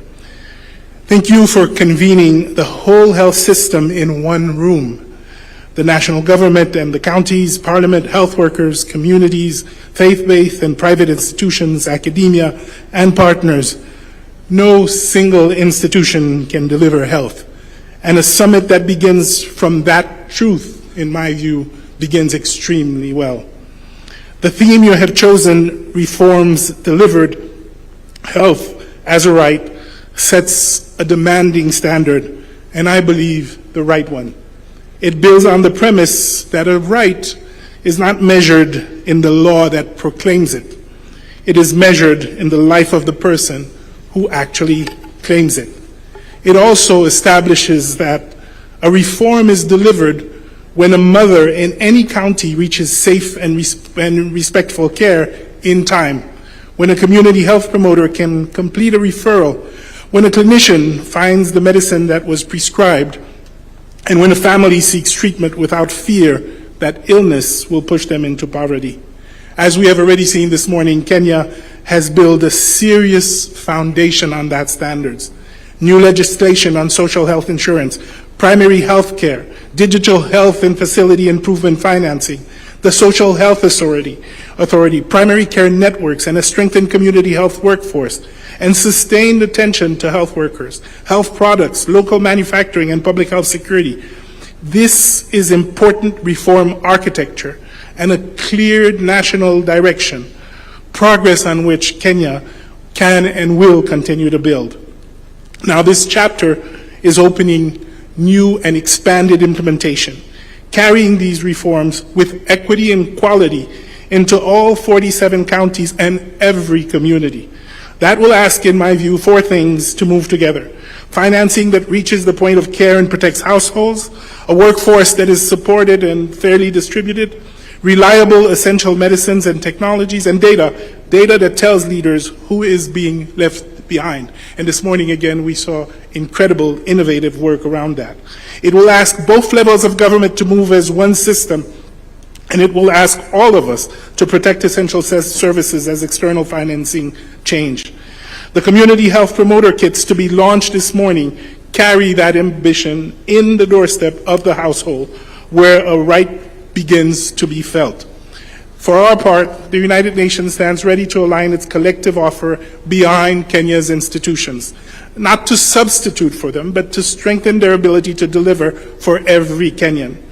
Evidence and standards, technical expertise, support to national and county systems, to primary health care and health security, and to financing analyses through this transition. One United Nations system team behind a national agenda. We warmly welcome the summit communique and the joint UHC acceleration plan to be adopted here. Our shared hope is that they emerge focused, sequenced, and time-bound, clear about responsibilities at both levels of government, supported by partners, and open to the public accountability that turns commitment into trust. Now, I have spent my working life in health as a physician and a public servant, and it has taught me a lesson that has been long understood here in Kenya. Systems do not deliver simply because they are well designed. They deliver because people, and that's what we're seeing, leaders, health workers, communities, keep faith in one another. Kenya has those people in this hall and in every county. A right written is a promise. A right delivered is a country keeping its word. Mkutano huu na usiahidi Kenya kutimiza ahadi yake kwa kila Mkenya. Asanteni sana. Thank you. Thank you very much. Your Excellency, the battle of universal health coverage is won at the grassroots. And strong intergovernmental coordination ensures that our nation health strategies translate into tangible and life-saving primary healthcare services. At this juncture, Excellency Governor Sakaja, utukaribishe, and then you invite the chair of the council.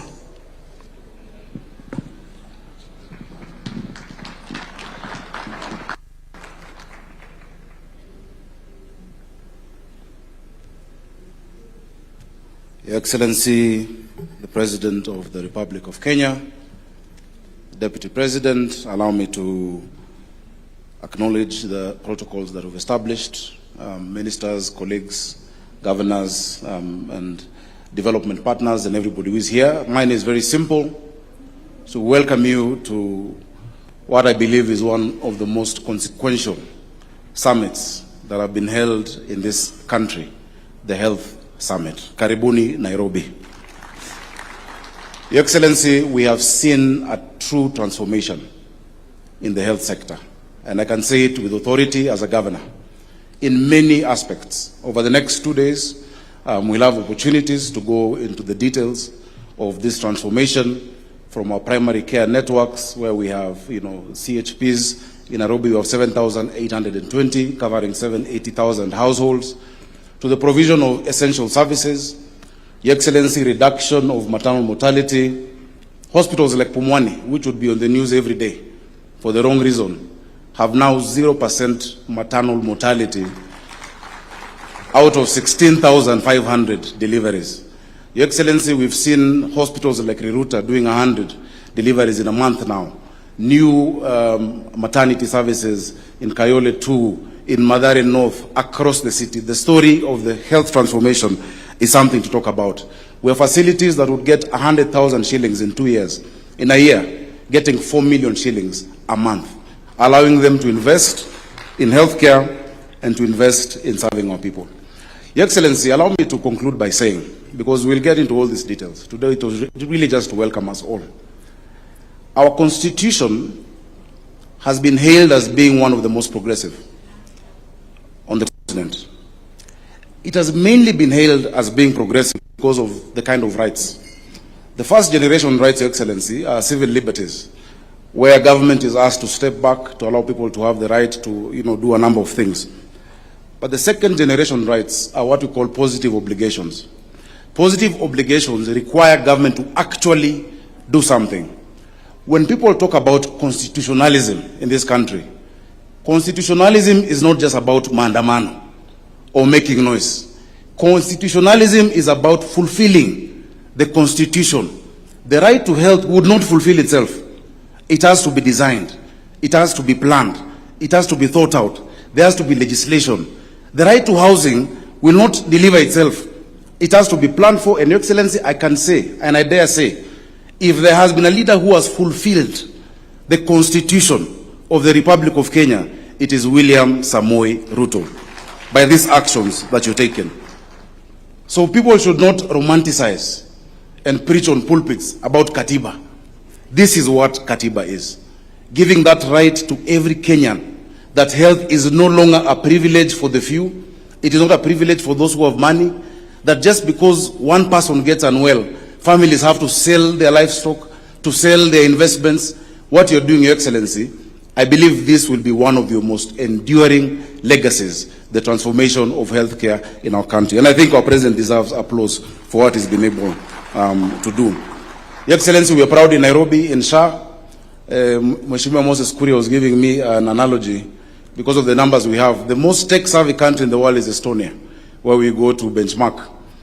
The people registered in Nairobi and SHA are 2 times the population of the whole of Estonia. More than 3 million people registered and more than 1 million actively paying every month.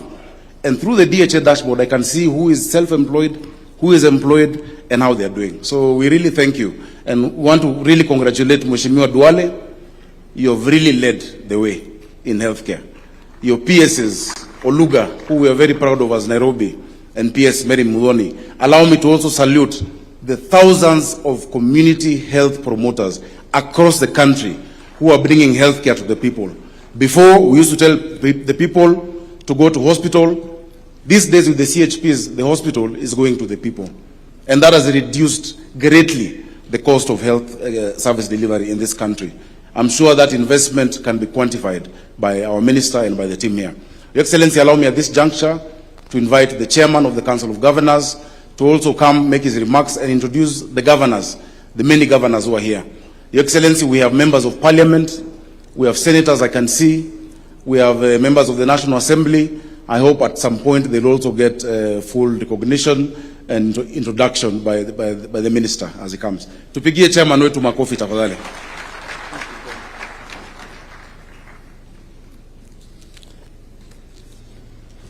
Your Excellency, Dr. William Samoei Ruto, CGH, the President of the Republic of Kenya and Commander-in-Chief of the Defense Forces, Your Excellency, Honorable Professor Kindiki Kithure, Deputy President of the Republic of Kenya, Your Excellency, Dr. Moses, Your Excellency, Dr. Musalia Mudavadi, Cabinet Secretary, Prime Cabinet Secretary, and Cabinet Secretary for Foreign Affairs, Your Excellency Dr. Moses Wetangula, Speaker of the National Assembly, All Excellency Governors, Cabinet Secretaries, PSs,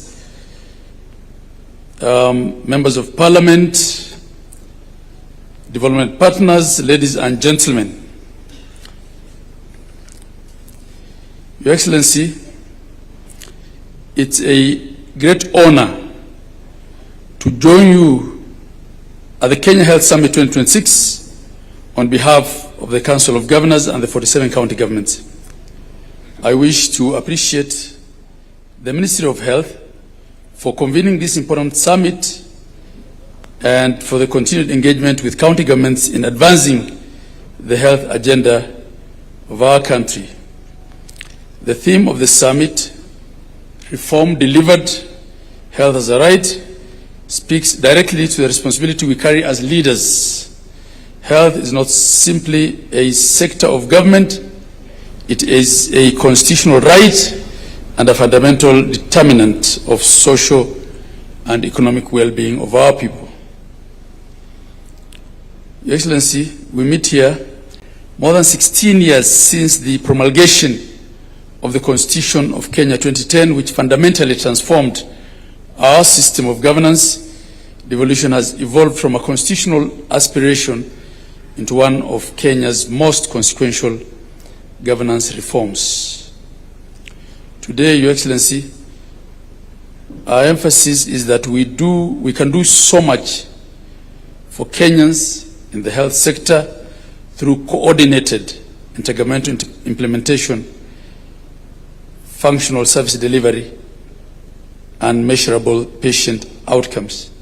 And I want to confirm on behalf of the COG that we have actually achieved so much in the space of healthcare. We have achieved tremendous results over the past 4 years through your leadership, Your Excellency, and through the bottom-up economic transformation agenda, BETTER, which prioritized universal health coverage for all Kenyans. I wish to highlight but just a few areas that demonstrate the progress we have made and equally the work that remains before us. In primary health care, over 107,800 community health promoters, CHPs, were deployed under a 50-50 shared financing model between the national and county governments. This has expanded health service availability at the primary level. Primary care networks, PCNs, have increased from 89 to 277. On health financing, Your Excellency, since the inception of the Social Health Authority, counties have cumulatively received 46 billion shillings, out of which 31.4 billion has been paid to hospitals through the Social Health Insurance Fund, SHIF, and 14.2 billion has been reimbursed to primary health care facilities. 98% of public facilities have been onboarded on the Social Health Authority share. Through collaboration between the two levels of government, 32.4 million people have been registered under the Social Health Insurance Fund, representing a significant increase from the 7 million people previously registered under NHIF. Counties have also strengthened emergency response with 304 of our ambulances out of the 506 that we run currently already integrated into the National Ambulance Dispatch System, improving referral linkages and timely response to patients requiring urgent and specialized care. Your Excellency, through your initiative under the National Equipment Service Program, NESP, the county governments have now specialized equipment at all levels. This has gone a long way in improving the capacity of counties to handle critical patients and other access to specialized care. We now have MRIs, ultrasounds, blood equipment, blood chemistry equipment, you name it, in the most peripheral of places, Your Excellency. Through the UHC reforms and digitization, the Digital Health Authority has been able to distribute 42,300 digital devices across level 2 to level 5 facilities, processing share claims in all 47 counties. These are but a few areas that the reforms in the healthcare sector have greatly improved. Your Excellency, this summit is about consolidating gains, celebrating what we have achieved, taking stock, and charting out the way forward on what else needs to be done. We acknowledge certain challenges, especially in workforce gaps and industrial relations, and together we will work to solve those.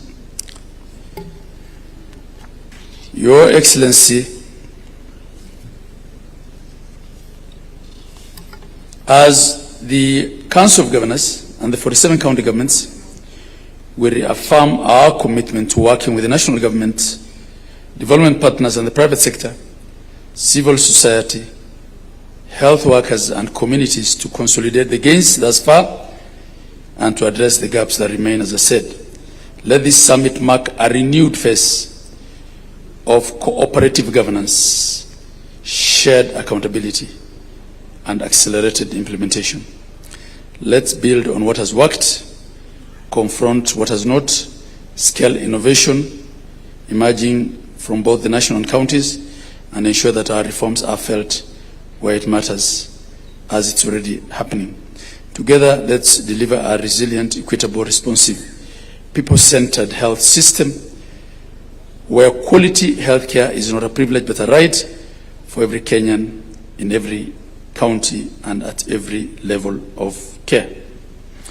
Your Excellency, I want to conclude by observing that I have had politicians out there saying that the first thing they will do if they get into office is to scrap SHA. Your Excellency, actually one politician said, on day one, I'll scrap SHA. To replace with what? Your Excellency, your administration is doing its best to fix everything.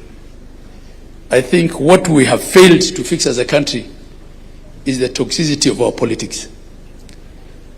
I want to confirm that hospitals in the most peripheral of places today receive funding directly from SHA.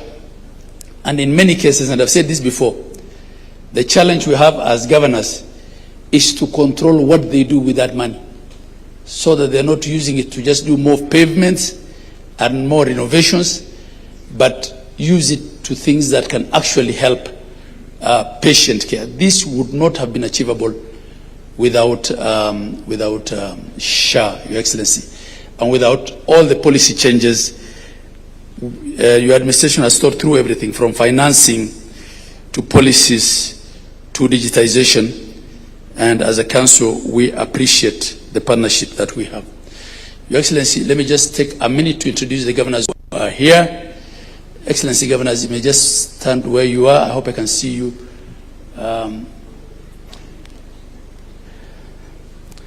Thank you very much. From the very end there, we have Professor Barchok, Governor Bomet. We have Governor Gladys Wanga, Governor Homabay, Gideon Mungaro, Excellency, Governor of Kilifi, Fatuma Achani, Governor of Kwale, Governor, I call him Kipiego Arapsang, Governor of Nandi. We have Governor Simba Arati. We have our Chair of Health, Governor Abdul Samad Sharif Nasir. And we have Governor Wesley Rotich, Governor of Elgeyo Marakwet.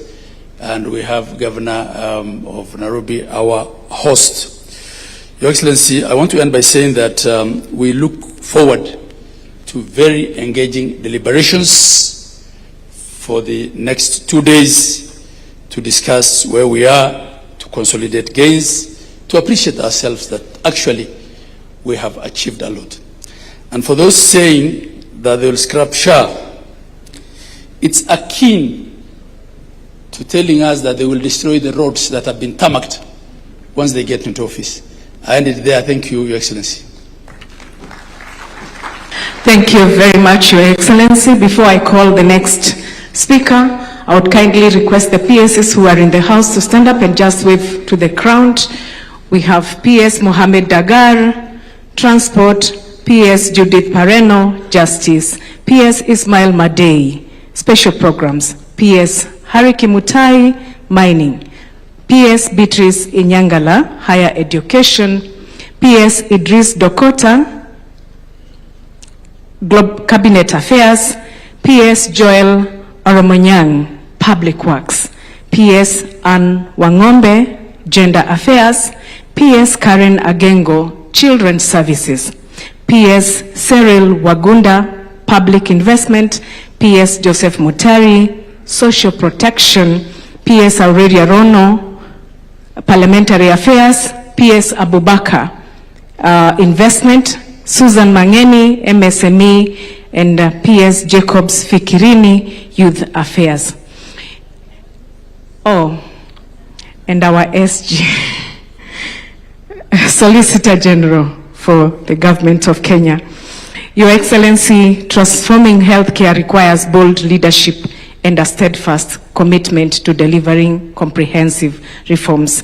I now would wish to, it's my distinct honor to invite my Cabinet Secretary, Honorable Aden Duale, the Cabinet Secretary for Health. A round of applause.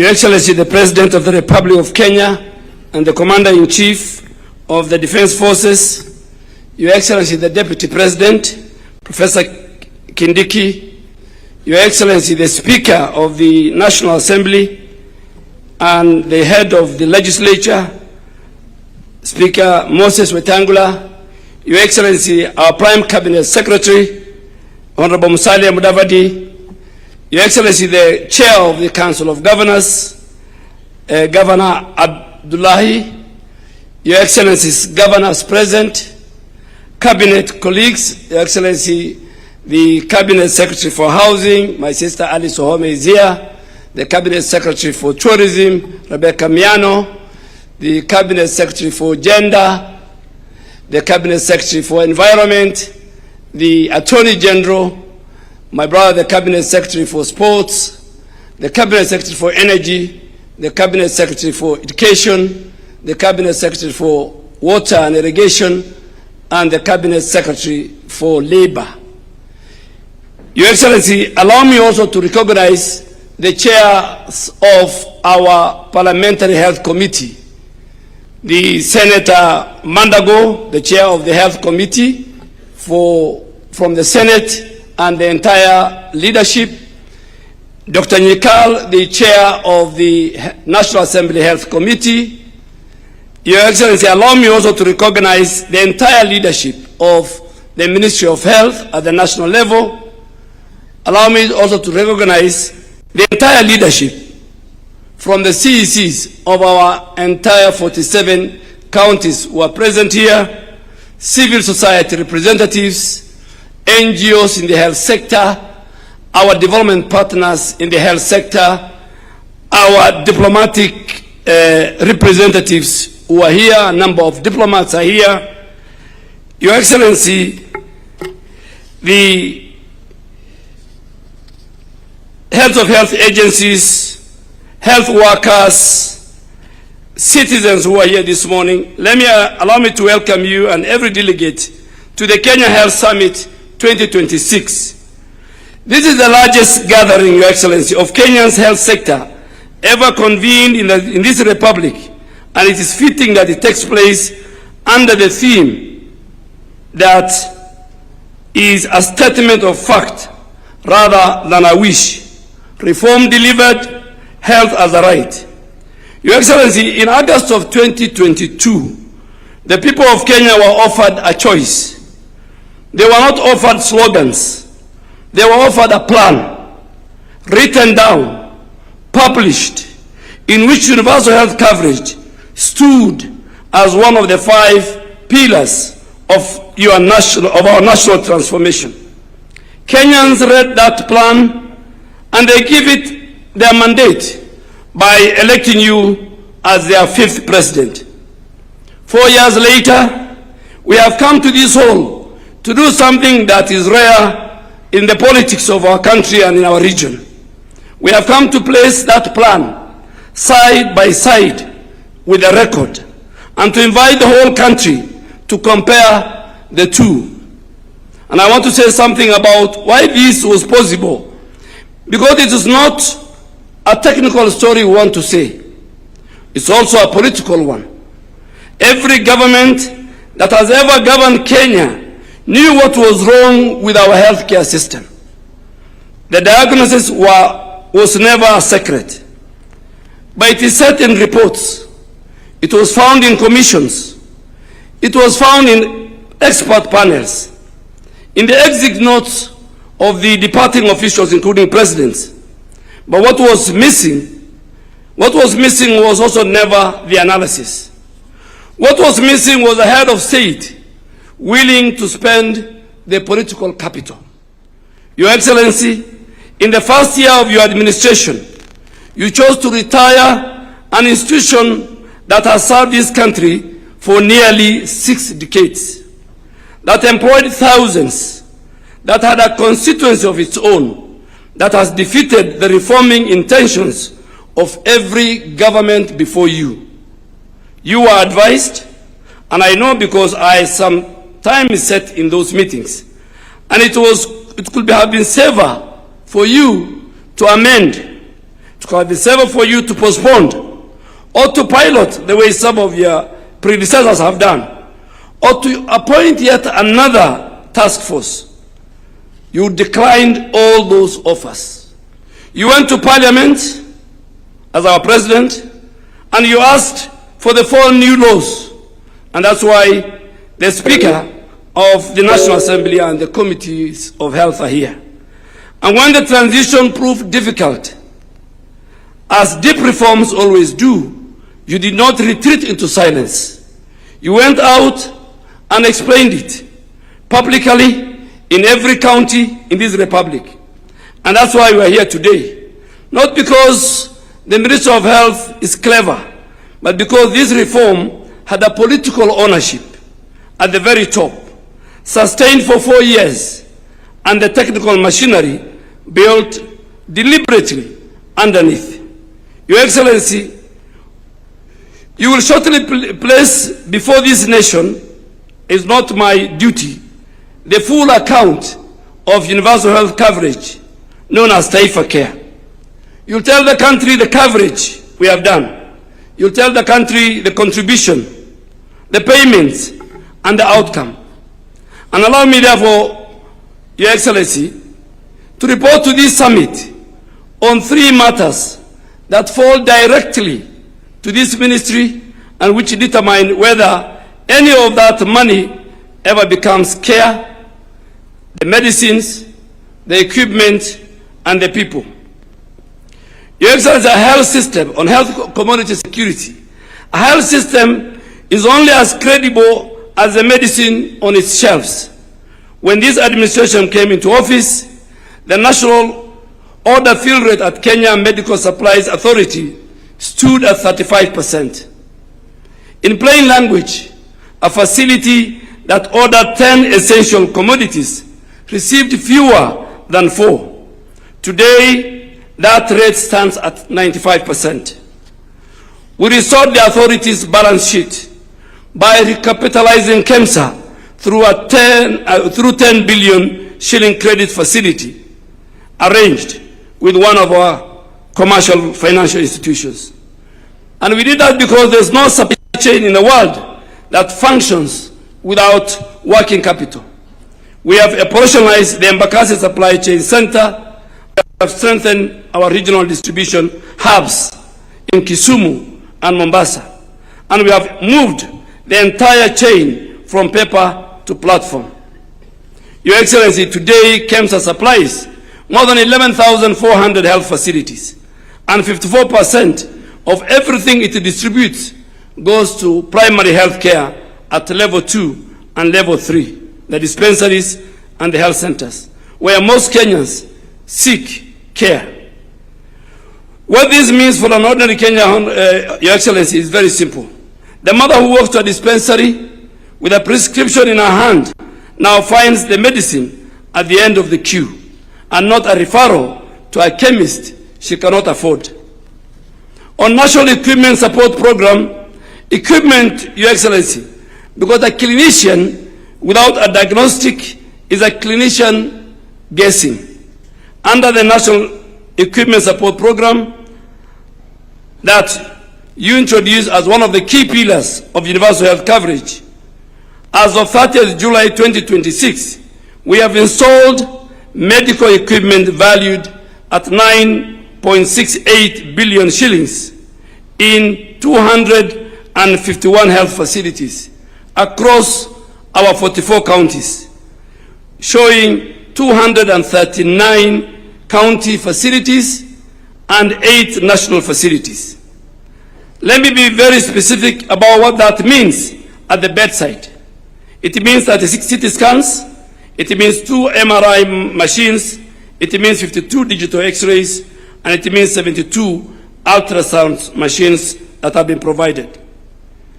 Consider what that changes. Not long ago, a Kenyan who needed a CT scan had 2 options: travel to Nairobi or go without a diagnosis.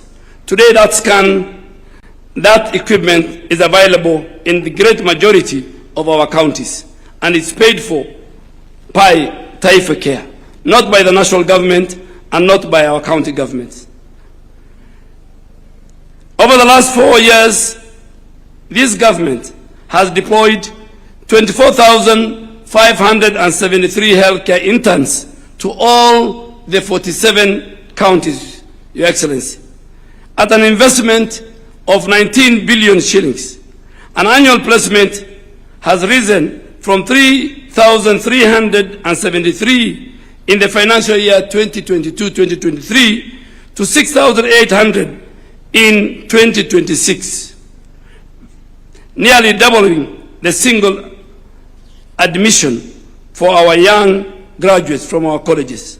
This has allowed young Kenyans who for 4 years ago could have completed their training and go home to wait, get a placement. We have also sponsored 262 medical registrars across 35 specialties, so that counties who have never had a single specialist are now growing their own. We have released 3.5 billion shillings to settle the accrued basic salary arrears owed to our doctors. Under your direction, we are employing 5,000 additional nurses and midwives are being recruited. All this happened under your leadership, Your Excellency, in the last 4, and we will showcase them as the 2-day health summit progresses. Your Excellency, allow me now finally to acknowledge our partners in this work. To our Excellencies the governors, health is a devolved function, and every figure that will be quoted in this hall was earned in a county facility by a county staff. This reform has been a genuine partnership between the 2 levels of government, and I want to thank our governors for that. To our development partners who have stood with us, Kenya, through a very difficult period of global health financing, thank you for the confidence you have shown in our healthcare system. To our private and faith-based providers, our professional bodies, our unions, you are inside this system, not outside. And this reform is stronger for your involvement. And to the Kenyan healthcare workers who are here and those who are listening to us, who are the reason any of this, who are the reasons that a patient reaches them at any time. This government sees you. Tomorrow, this summit devotes an entire plenary to your future. Over the next 2 days, Your Excellency, we will do an examination of our healthcare financing, primary health care and community health, human resource for health, health products and technologies, health security, digitization of the healthcare system, and our specialized and referral services. Her Excellency, the First Lady, will do a session tomorrow on maternal and newborn health at the plenary. We will close, we'll have the Deputy President who will run another plenary tomorrow afternoon before we have a joint plenary where we want to listen to the people of Kenya, and His Excellency the President, as a listening leader, will be sitting in that forum. Your Excellency, just to conclude, tonight we have the Town Hall Health Summit, and we want to answer all the questions. We want to answer all the questions concerning the healthcare system in Kenya. We want to answer all the fake headlines for 4 hours. Because as I said, we had a plan, and now we are presenting the record so that the people of Kenya can compare what we promised, what we planned, and what we have delivered as of now.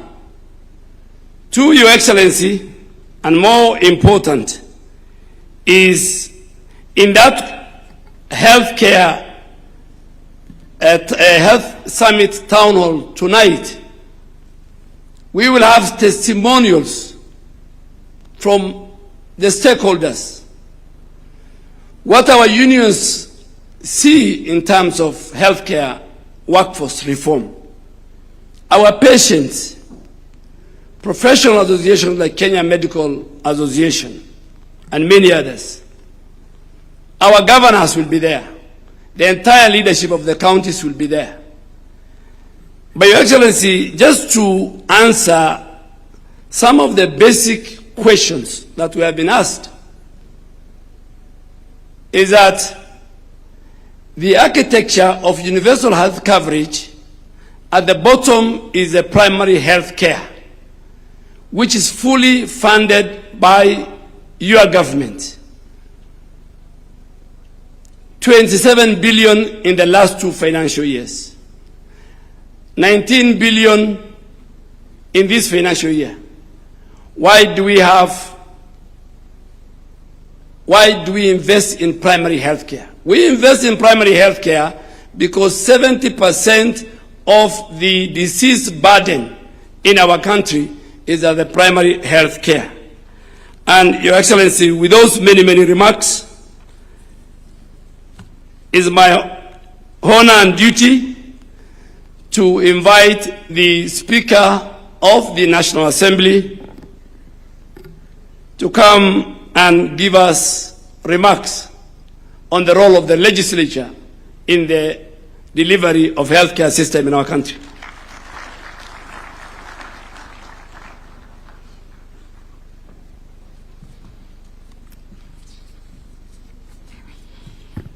Your Excellency, the President and Commander-in-Chief of our Defense Forces, Your Excellency, the Deputy President, and all established protocols followed, I'm here and I'm honored to address this health summit on behalf of Parliament. Your Excellency, over these 2 days, delegates will speak of hospitals, will speak of funds, will speak of medicines and equipment, will speak of systems, will speak of outcomes. I wish to speak about one aspect that precedes all of them, and without which not one of them would exist, and this is the enabling legal framework. Your Excellency, Article 94 of our Constitution provides that the legislative authority of the Republic is derived from the people and is vested in and exercised by Parliament.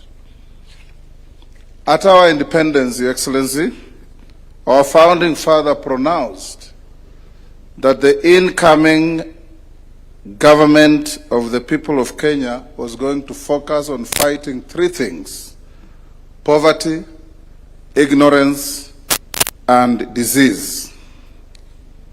Over the years, efforts have been made in the health sector to achieve the war against diseases. In 1966, the National Health Insurance Fund was founded, and later in 1998, it was cemented into an Act of Parliament as NHIF, primarily to provide for medical cover for formal and informal sectors.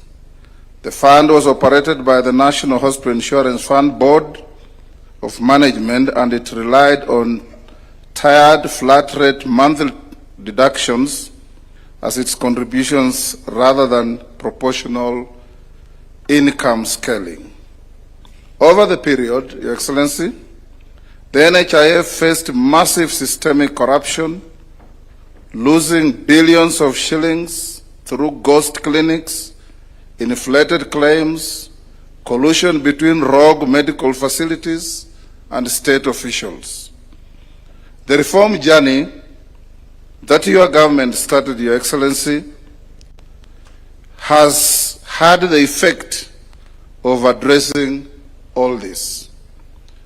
Whenever you speak to any member of Parliament, Your Excellency, you'll hear always the same story. Desperate families calling at midnight about hospital emergencies and their attendant bills, their names being forced on fundraising committees and cards that are circulated without their knowledge, standing at hospital gates negotiating for the release of a patient and at mortuaries negotiating for the release of bodies to their loved ones. Parliament understood the necessity of reform because parliamentarians have constant interaction with the needy in the population. The Departmental Committee on Health in the 12th Parliament had recommended, as it exited on the 8th of June 2022, that its successor should establish a facility improvement fund for county public health facilities. Section 104 of the Health Act of 2017 had also directed that legislation on health be enacted within 3 years. That instruction had remained unfulfilled. The National Hospital Insurance Fund, born in 1966 and governed by the 1998 Act, had long since been overtaken by the structure of our economy and dynamic social needs. So, Your Excellency, when you brought this agenda to the House of Parliament in your administration, you found an already convinced Parliament.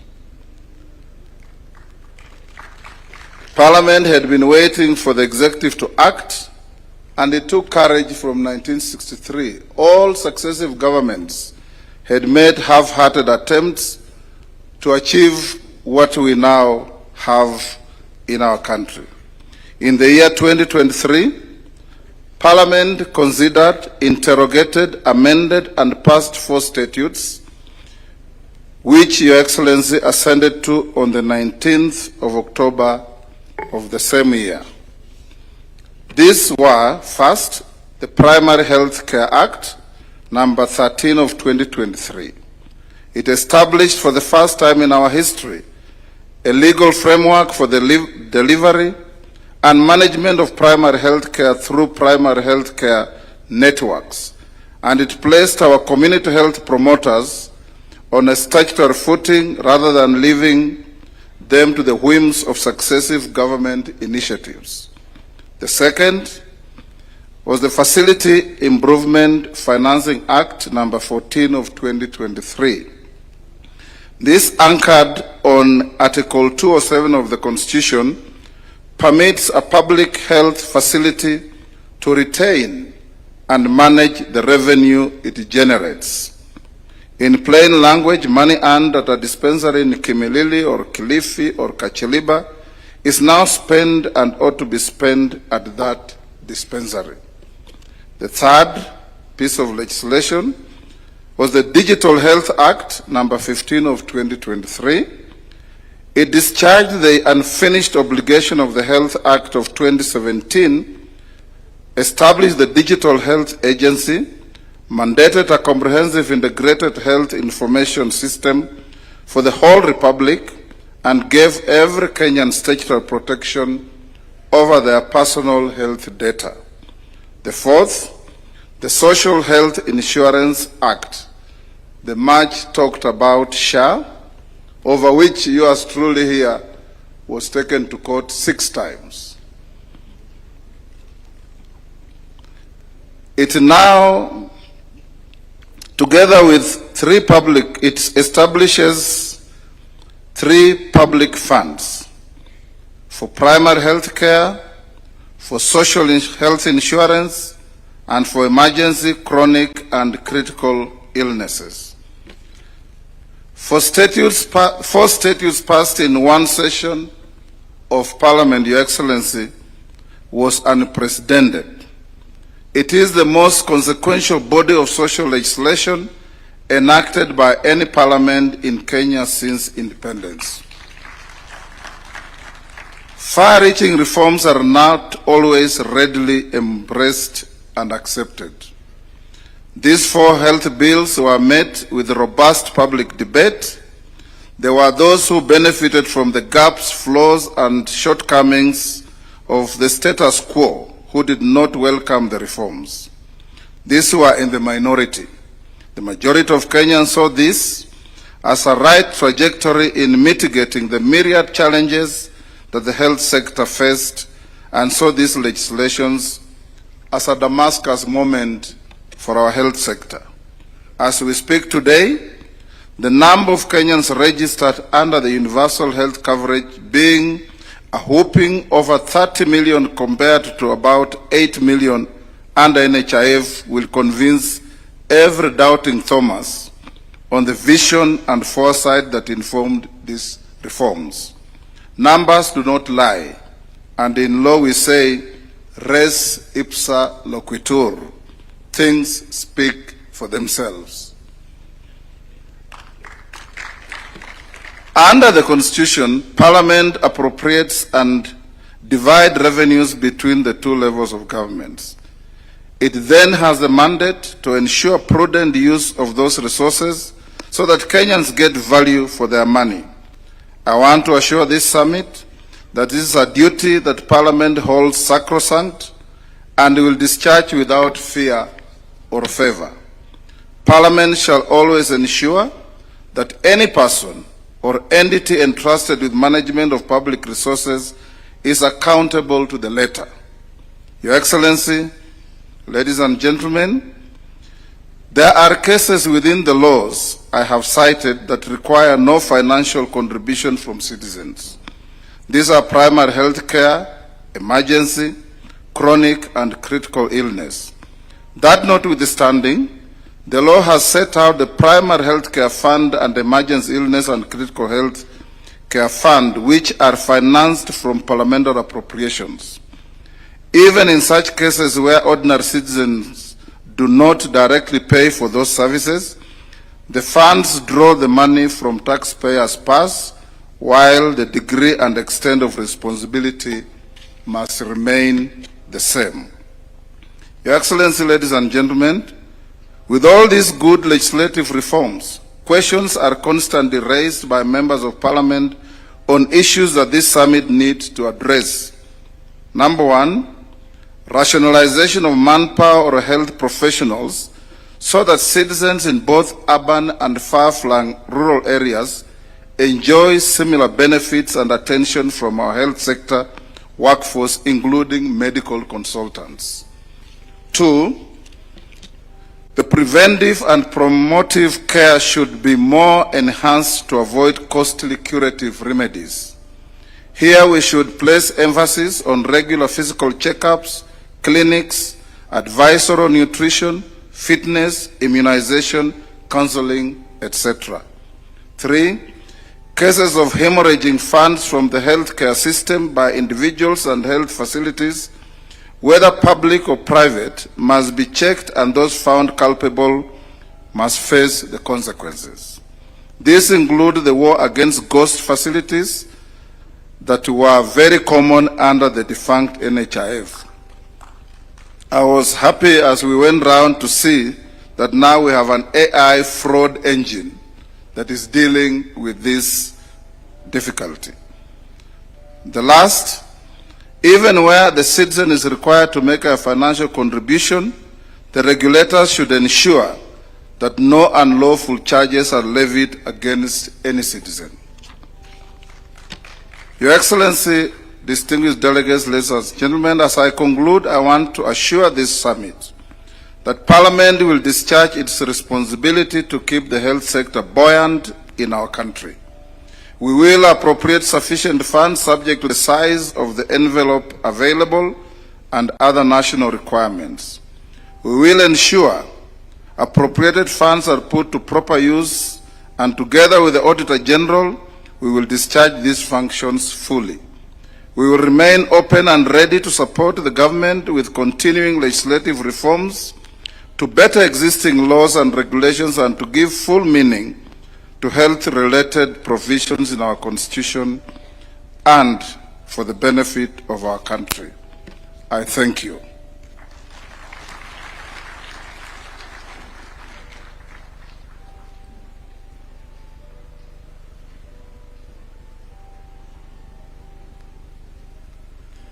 Your Excellency, distinguished delegates, now it's my honor and duty to invite the Prime Cabinet Secretary to take the program from here.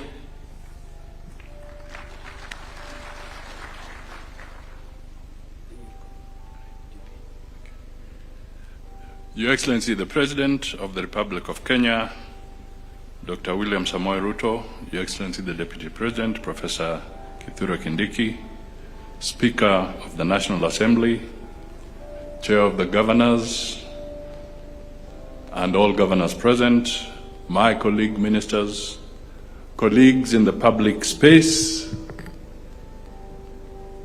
members of the private sector, medical practitioners, distinguished ladies and gentlemen.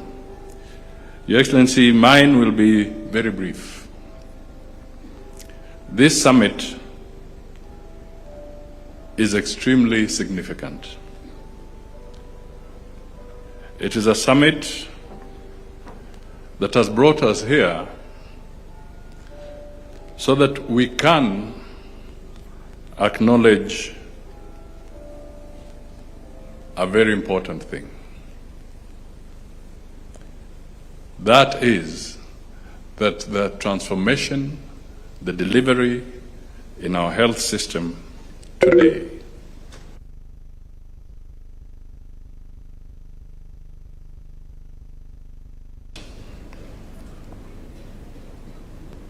Your Excellency, you have stayed the course. You stayed the course when people went to court. You stayed the course when there are demonstrations in the street. You stayed the course when the critics were in every corner. You stayed the course even when people were branding you all sorts of names. Today, we celebrate a major transformation in Kenya's health sector. What we are going to witness and what we have witnessed, ladies and gentlemen, is fact and not fiction. Secondly, Your Excellency, I just want to say that one other hat you do wear, because the issue around the medical challenges does not end with Kenya's boundaries, is that you are also doubling up as the African Union champion for pharmaceutical manufacturing in the African Union. Again, a journey that moves beyond Kenya's boundaries to the continental realm, where you have to aggressively support and help transform matters medical on the African continent. Your Excellency, even in the middle of challenges, you have stood out to make sure that Kenya remains a responsible member of the international health fraternity, WHO, and other international obligations. When most people were scared to step forward on how Kenya can play its role in the midst of pandemics and epidemics, Kenya stood forward and you said that you shall be a responsible member of the WHO and the conventions that relate to health and the need to anchor and support other countries and other people when there's a medical crisis. You were taken to court, but you stayed the course.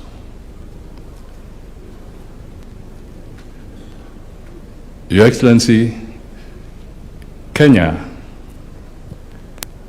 is slowly but systematically emerging as a medical mecca in the region. The investment that the Ministry of Health is putting in place through the leadership of Duale and his team. The forthrightness, the consistency you have put forward on matters health is systematically and surely transforming Kenya into a medical hub in the region, and that is something that we all need to cultivate and be proud of. Finally, Your Excellency,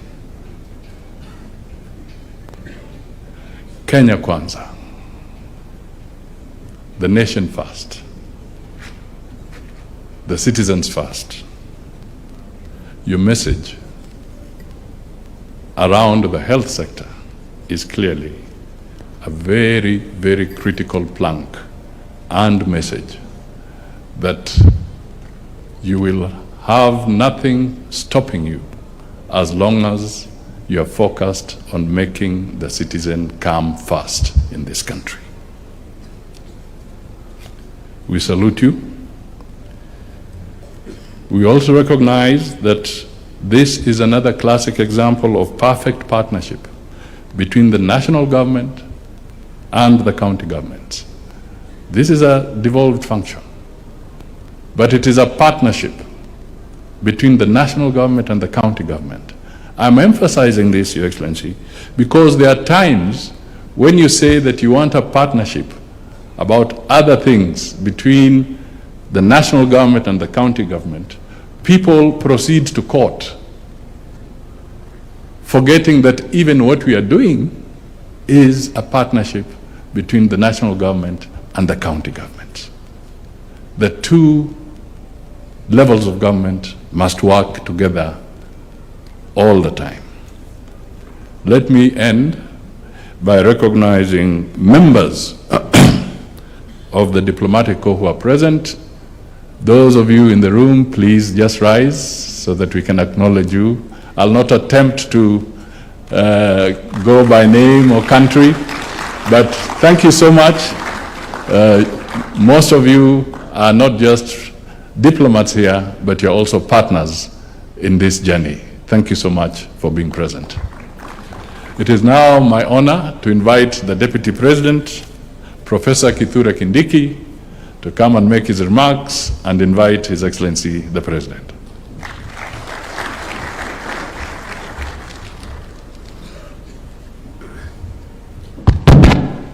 Kenya hoye! Kenya hoye! Mr. President, Your Excellency, colleagues, today is an important day for our country. We have struggled since our country was established to create a good country. We have struggled to modernize our country and improve the quality of life of our citizens. 16 years ago, we adopted a new constitutional order. The summary of that constitution envisages a Kenya which is democratic, but also a Kenya where the citizen is empowered economically.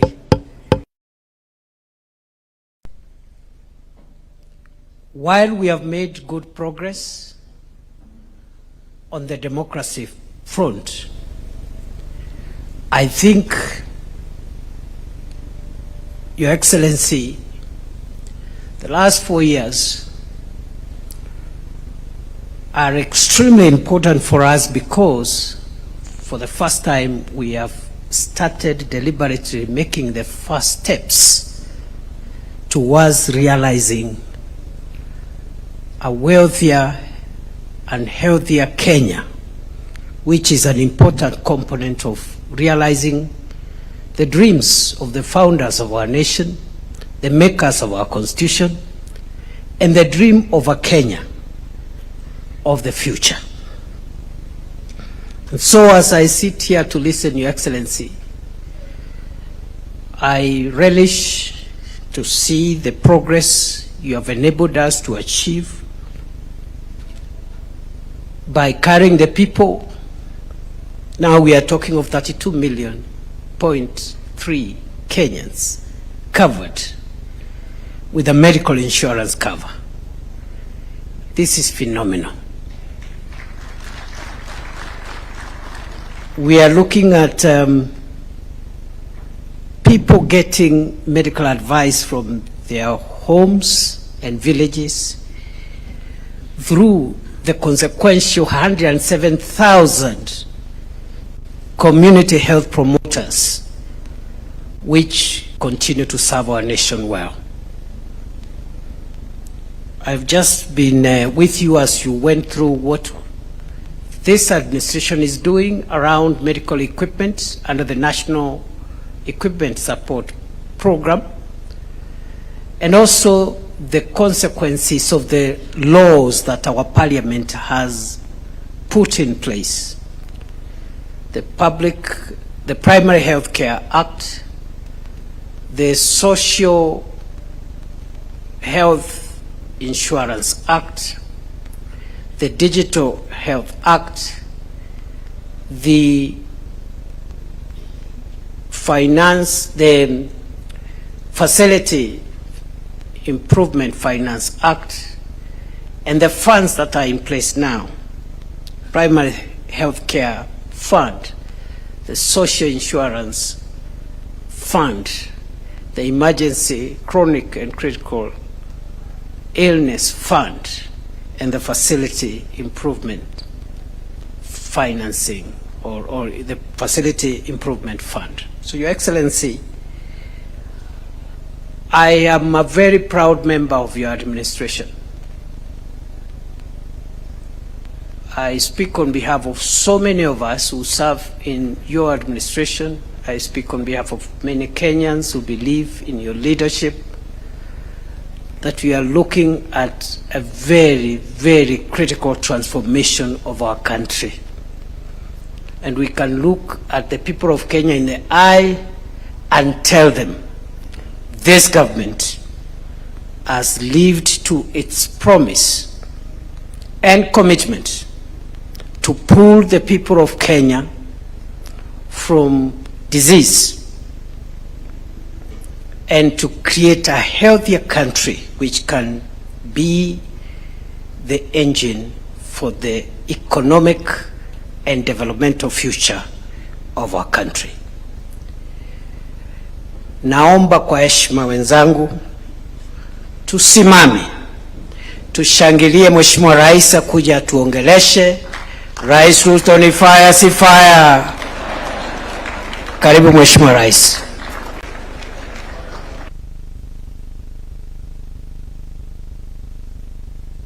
Asante sana Bwana Deputy President. Huyu Deputy President ni fire si fire? Tafadhali tuketi, asanteni sana. Thank you very much. Let's take our seats. Distinguished guests, ladies and gentlemen, there are promises governments make because they are popular. Others because they are convenient. And then there are promises a nation must keep because they speak to who we are and the country we intend to become. Universal health coverage is one such promise. For years, Kenya lived with a contradiction we should never have accepted, that access to health could depend on the size of a citizen's wallet. Illness could force a farmer to sell his livestock or sometimes his land.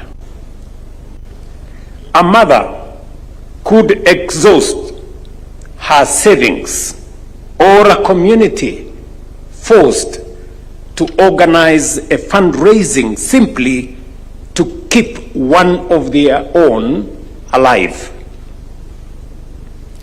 Too often, treatment became a debt and sickness a pathway to poverty. That was wrong. It was also unjust. 16 years ago, through Article 43 of our Constitution, Kenyans made a solemn promise to one another.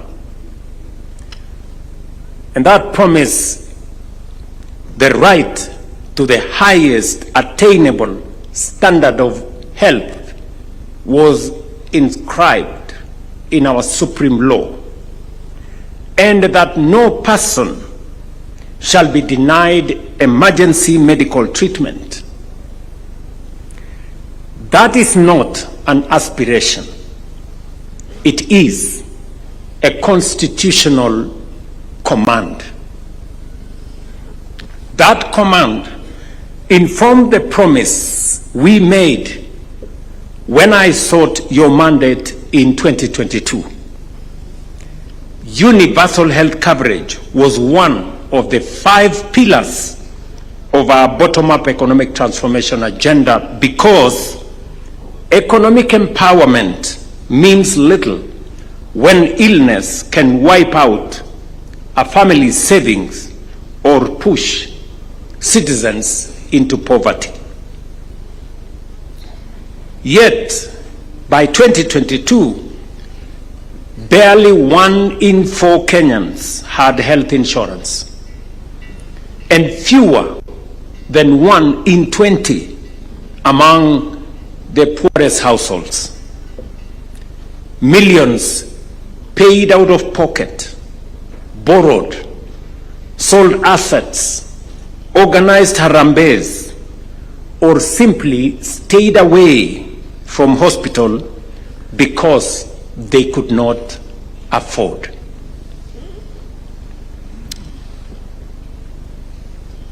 Kenyans were spending an estimated 150 billion out of pocket every year on healthcare. The problem went beyond financing. KEMSA's order fill rate had fallen to roughly 40%. Medicines were often unavailable. Records remained paper-based. Claims moved very slowly, and facilities struggled for resources, while emergency care remained fragmented without a coordinated national response. We resolved to build that system from the bottom up, not to patch the old one, simply rename it or make another promise about it, but to fundamentally change it. On the 19th of October 2023, I signed 4 landmark laws that created the legal architecture for universal health coverage that replaced the NHIF Act. The Primary Healthcare Act strengthened preventive and community health care, while mainstreaming the place of our community health promoters. The Social Health Insurance Act replaced NHIF with SHA and established dedicated funds for primary health care, social health insurance, and emergency chronic and illness. The Digital Health Act established an integrated digital health system, and the Facilities Improvement Financing Act enabled public health facilities to retain and reinvest their revenues. Together, they transformed our healthcare in terms of financing, delivered and accounted for in Kenya, created the architecture through which we would finally translate Article 43 of our Constitution from a constitutional promise into everyday reality. We call this undertaking Taifa Care, as you all know. What followed has been transformational. And I would argue that alongside affordable housing, universal health coverage is one of the most consequential social transformations we have undertaken as a country. This achievement belongs, above all, to the people of Kenya. It is through your contributions, your taxes, and your participation that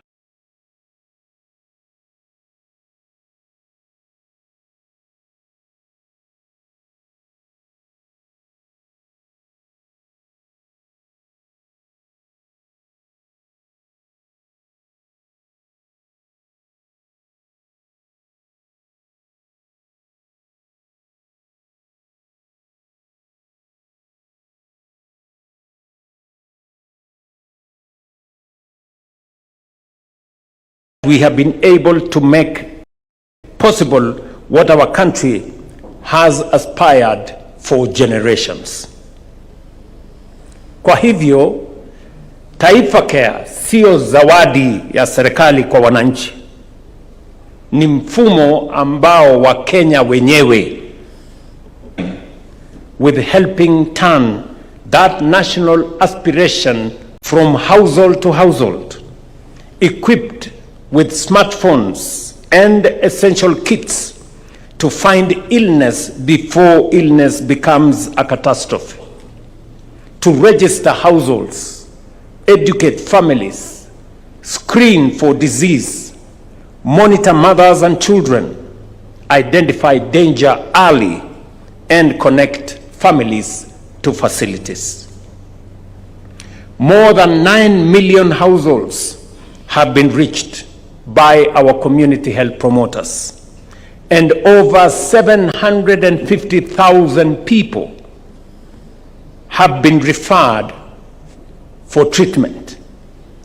For the first time, we have built a nationwide health network whose first point of contact is not necessarily a hospital bed, but the doorsteps of a Kenyan home. We are reversing the old logic of waiting for people to fall sick, finding hypertension before stroke, diabetes before complication, a high-risk pregnancy before the emergency, and disease before disaster. The national government continues to match county government contribution to CHP or community health promoter stipends shilling by shilling. From this level, when a patient requires further care, the next part of the journey begins.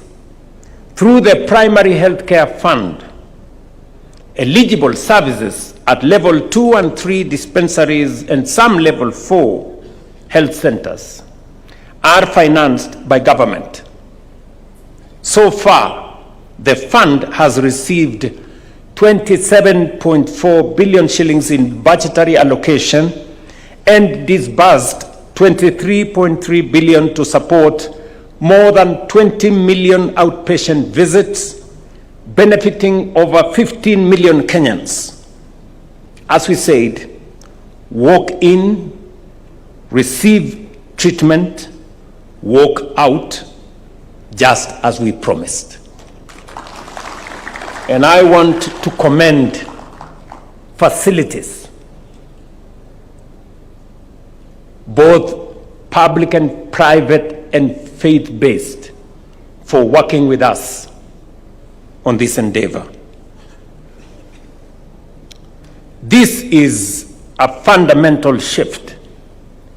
Prevent what we can, detect what we cannot prevent, treat early what we detect, and refer efficiently what requires specialized treatment. And when a Kenyan requires admission, surgery, or specialized treatment, the Social Health Insurance Fund provides the next level of protection, built on the principle that everyone should contribute according to their means and their ability, but no one should be denied care merely because they cannot afford it. That is why the government of Kenya has sponsored nearly 560,000 vulnerable households, covering approximately 2.2 million Kenyans, while Lipa Sha Pole Pole enables families in the informal economy to contribute progressively according to their circumstances and means. Today, 32.3 million Kenyans are registered with the Social Health Authority. 8 million have received treatment. More than 1.5 million mothers have been supported to deliver safely, and more than 500,000 surgical procedures have been supported and paid for. These are significant numbers, statistics, as some would say, but behind every number is a human being, an anxious patient, a worried parent, a frightened child, a health worker doing everything possible, and for a life to be restored or saved. Consider, for example, the case of Lydia, an 18-year-old student, and her mother, Naomi Mutendwa Kilunda. When Naomi's assistant chief encouraged her to register with SHA, she enrolled and listed her children as dependents, as is required. She could not have known then how much that decision would matter. Lydia later developed severe breast overgrowth that affected her mobility, her confidence, and her life as a teenage girl. She required specialized surgery at Kenyatta National Hospital costing $168,000, a bill her mother could scarcely have afforded. But because Lydia was covered, her surgery was paid for, and so was her recovery. Today, she is back in school, preparing for her Form 4 examinations. Or consider Christine Awino Onyango, a 42-year-old widow from Kisumu County, diagnosed with stage 2 esophageal cancer. Until recently, Christine would have confronted two enormous burdens: the cost of highly specialized treatment on one hand, and the additional cost of traveling hundreds of kilometers to Nairobi to receive it. Instead, she received specialized care at Jaramogi Oginga Odinga Teaching and Referral Hospital, including surgery, intensive care, and post-operative management. Her medical bill exceeded $250,000, yet her annual SHA contribution was only $7,000. Her bill was paid by SHA. So, when people ask, what happened to the bottom-up promise, to the mama mboga, the border guy, the farmer, and the ordinary working Kenyan? I say this to them: look at Christine. Look at Lydia. and consider the millions of Kenyans who can now walk into a health facility and receive care. What could be more bottom-up than that? That is the transformation we promised. It is the transformation we have delivered. But the journey does not stop there.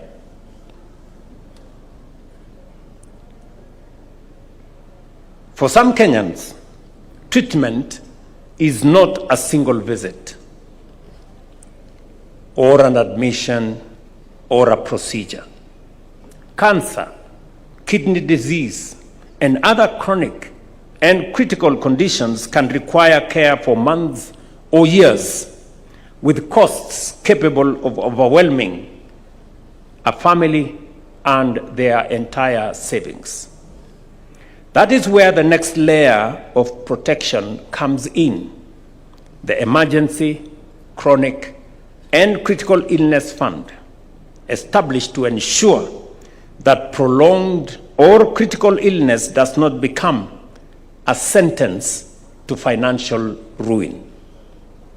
The same fund protects Kenyans when care cannot wait at all.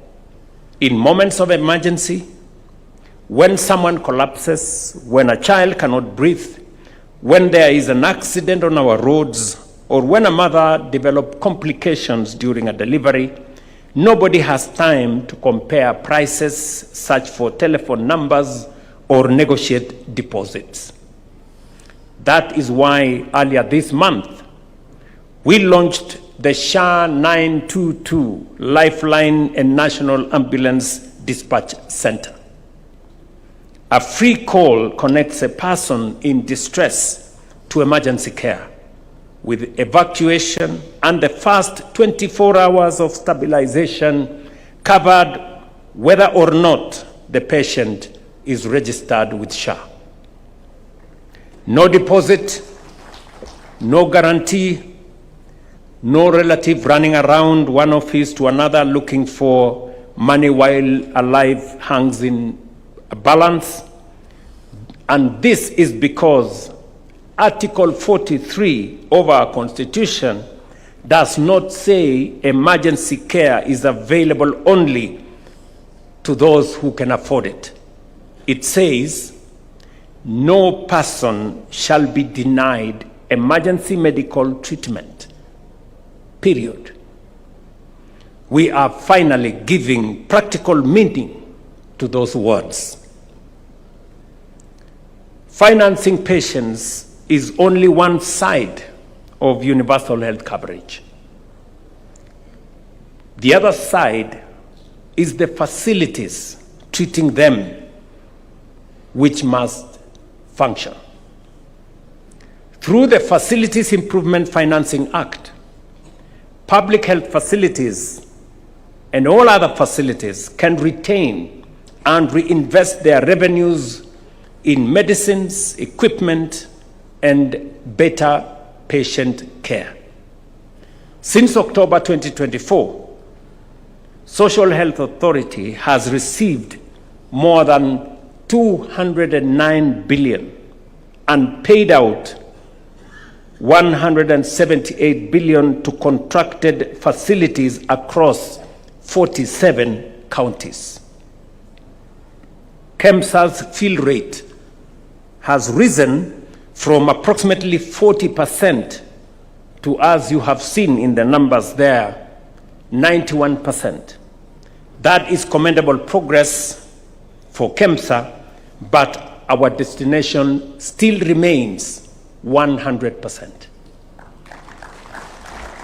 That is why we have recapitalized KEMSA with Kenya shillings 1.5 billion and extended a Kenya shillings 10 billion credit line to strengthen the supply chain in KEMSA.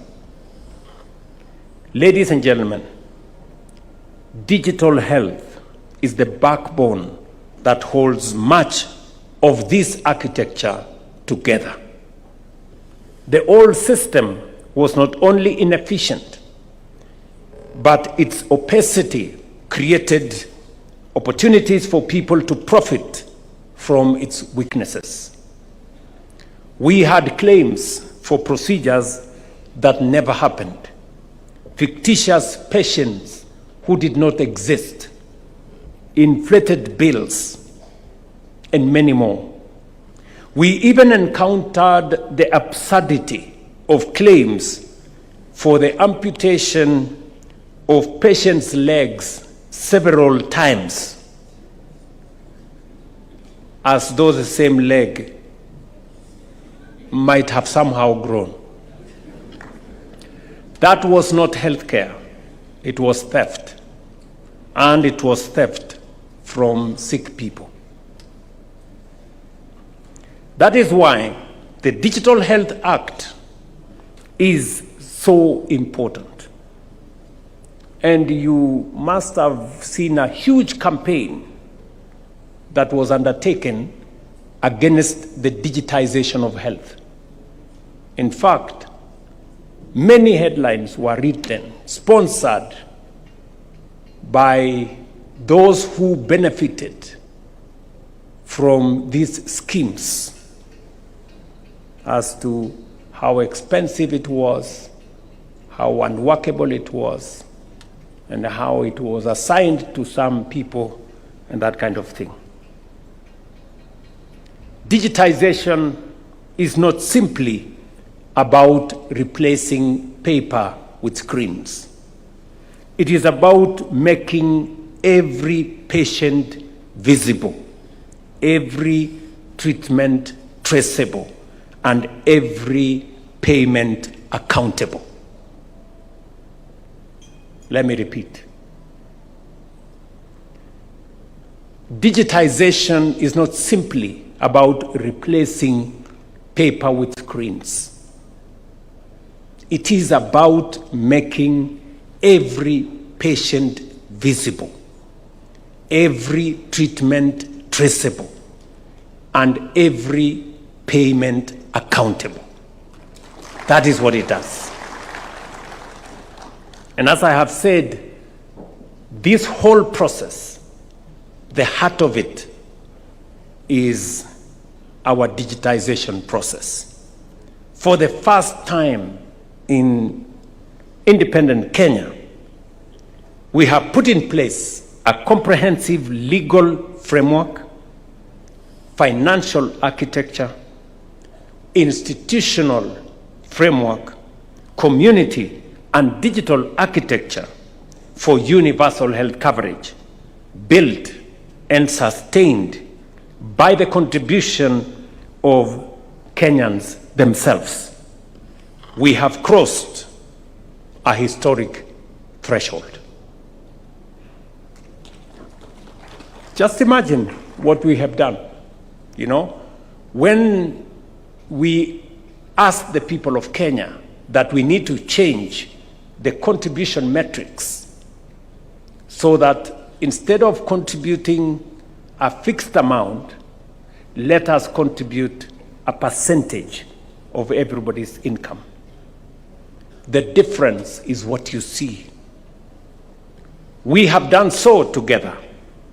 I thank our governors and county governments for working hand in hand with the national government to make universal health coverage a reality across our country. And I say this with a lot of humility, that without the participation and the partnership of our county governments, this exercise would have been very difficult. And again, my good friends, the governors and the counties, I want to request you to stand up so that we can do a round of applause to all our counties. Tuwapigie makofi jameni. Thank you very much. You can take your seats. You were not so much interested in where the national government functions and the county government functions stopped or began. Collectively, we were interested in the health of the people of Kenya. And that is why this partnership has given us this result. This is the partnership and the cooperation between our two levels of government that our Constitution envisaged. In our midst, we have also our members of parliament, who I very sincerely thank for debating and shaping and passing the laws that underpin this reform process, as was ably enumerated by the Speaker. Again, to our members of parliament, in both houses, those of you who are represented here, if you can stand up, we have members of parliament in our midst. Thank you very much. Thank you very much. We have both the chair of the Senate and the chair of the National Assembly in our midst. Asanteni sana. Please pass my regards, best wishes, and thanks to all the members of parliament who, across the aisle, debated these bills, made their contribution in formulating a sound legal framework upon which today we are undertaking this most consequential and transformational program in Kenya. Let me also, in the same spirit, thank my cabinet and principal secretaries. They have put in many hours under the leadership of the Deputy President to streamline and in a very consequential way made proposals on the improvements that were required, that were initially captured in our manifesto and progressively shaped into bills that went to Parliament. Again, Mr. Deputy President and my cabinet team and the principal secretaries behind you, simameni tuwapigie makofi. You guys have done a wonderful job. Asanteni sana. I really appreciate your support. But crossing this threshold does not mean the work is finished. It means the question before us has changed. No longer whether Kenya should pursue universal health coverage. That we have crossed that Rubicon. But how we make it work even better for every patient, at every facility, and in every county. That is the task ahead of us now. And we must be candid. We know that there are areas to improve, including making registration easier, benefits to be made clearer, claims faster, digital systems more seamless, and the quality of care more consistent. Because the ultimate measure of reform is not the laws we pass or the numbers we register, but the experience of every patient in terms of dependable, affordable, and dignified care. That is the measure. And we all know reform is not an event. It is a continuous journey of closing the distance between the promise we made and the experience of every Kenyan who seeks care in all our facilities. Ladies and gentlemen, this summit also comes as we begin a wider national conversation on the Kenya we intend to build beyond Vision 2030. Your contributions over the next 2 days will therefore do much more than improve universal health coverage today. They will help define the healthcare Kenya should guarantee to its people beyond 2030. Serious nations do not start again every 5 years. Governments will change, but a Kenyan's right to health cannot change with them. We can improve what we inherit and correct what does not work, but we cannot tear down progress without an answer for what comes next. Universal health care must become part of our national covenant, not an achievement of a government, a party, or a president, but of the people and of the Republic. That is why the National Development Charter matters, so that our children begin where we finish, not where we began. We have come so far, and we have further to go. Let us use these 2 days to strengthen what we have built, improve what can work better, and safeguard for generations what Kenyans themselves have made possible. I want to thank all the participants. I am looking forward with great anticipation for the next 2 days, so that we can do a stock take of what we have achieved, agree on areas that need improvement, and consolidate what we have gained into progress that can be built on by generations that come after us. It is now my honor and privilege to declare the Kenya Health Summit 2026 officially open. And congratulations. God bless you all. God bless our great country. And I thank you. Asanteni sana. Another round of applause for His Excellency, please. Your Excellency, with your permission, if you may, if I can seek your indulgence, kindly let's take our seats. We'd just like to take a few photos that will help us mortalize this day. Allow me, Your Excellency, to invite His Excellency, the Deputy President, the PCS, Speaker, CS Health, and the 2 PSs for Health kindly to be part of the photos as we progress. The 2 PSs kindly. And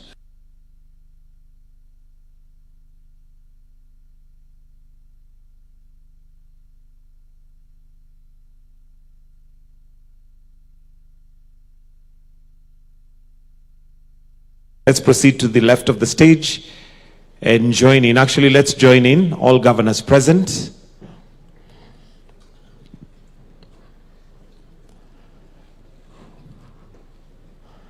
We can balance with some coming to this side, please.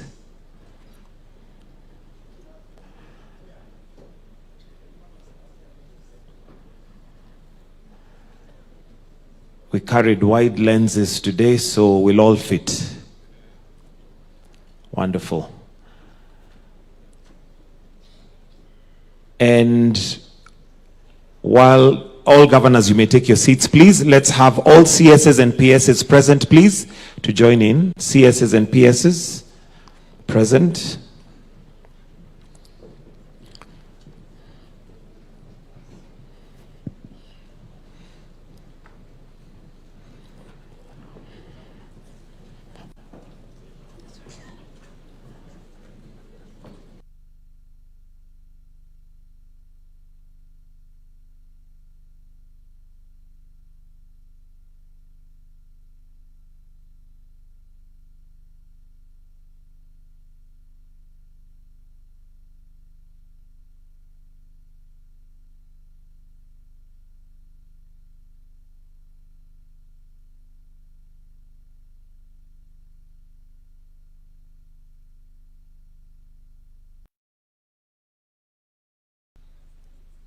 This.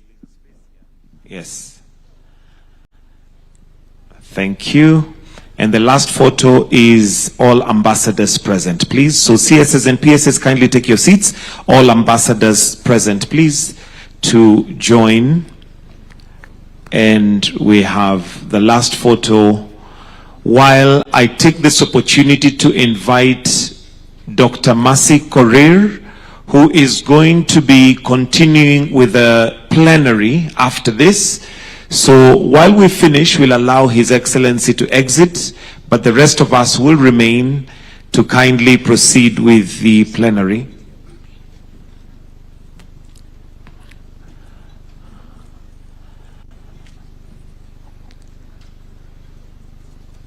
Ambassadors, you may take your seat. Allow me, Your Excellency, to just have the members of parliament, particularly the committee, who have made this possible as the last photo.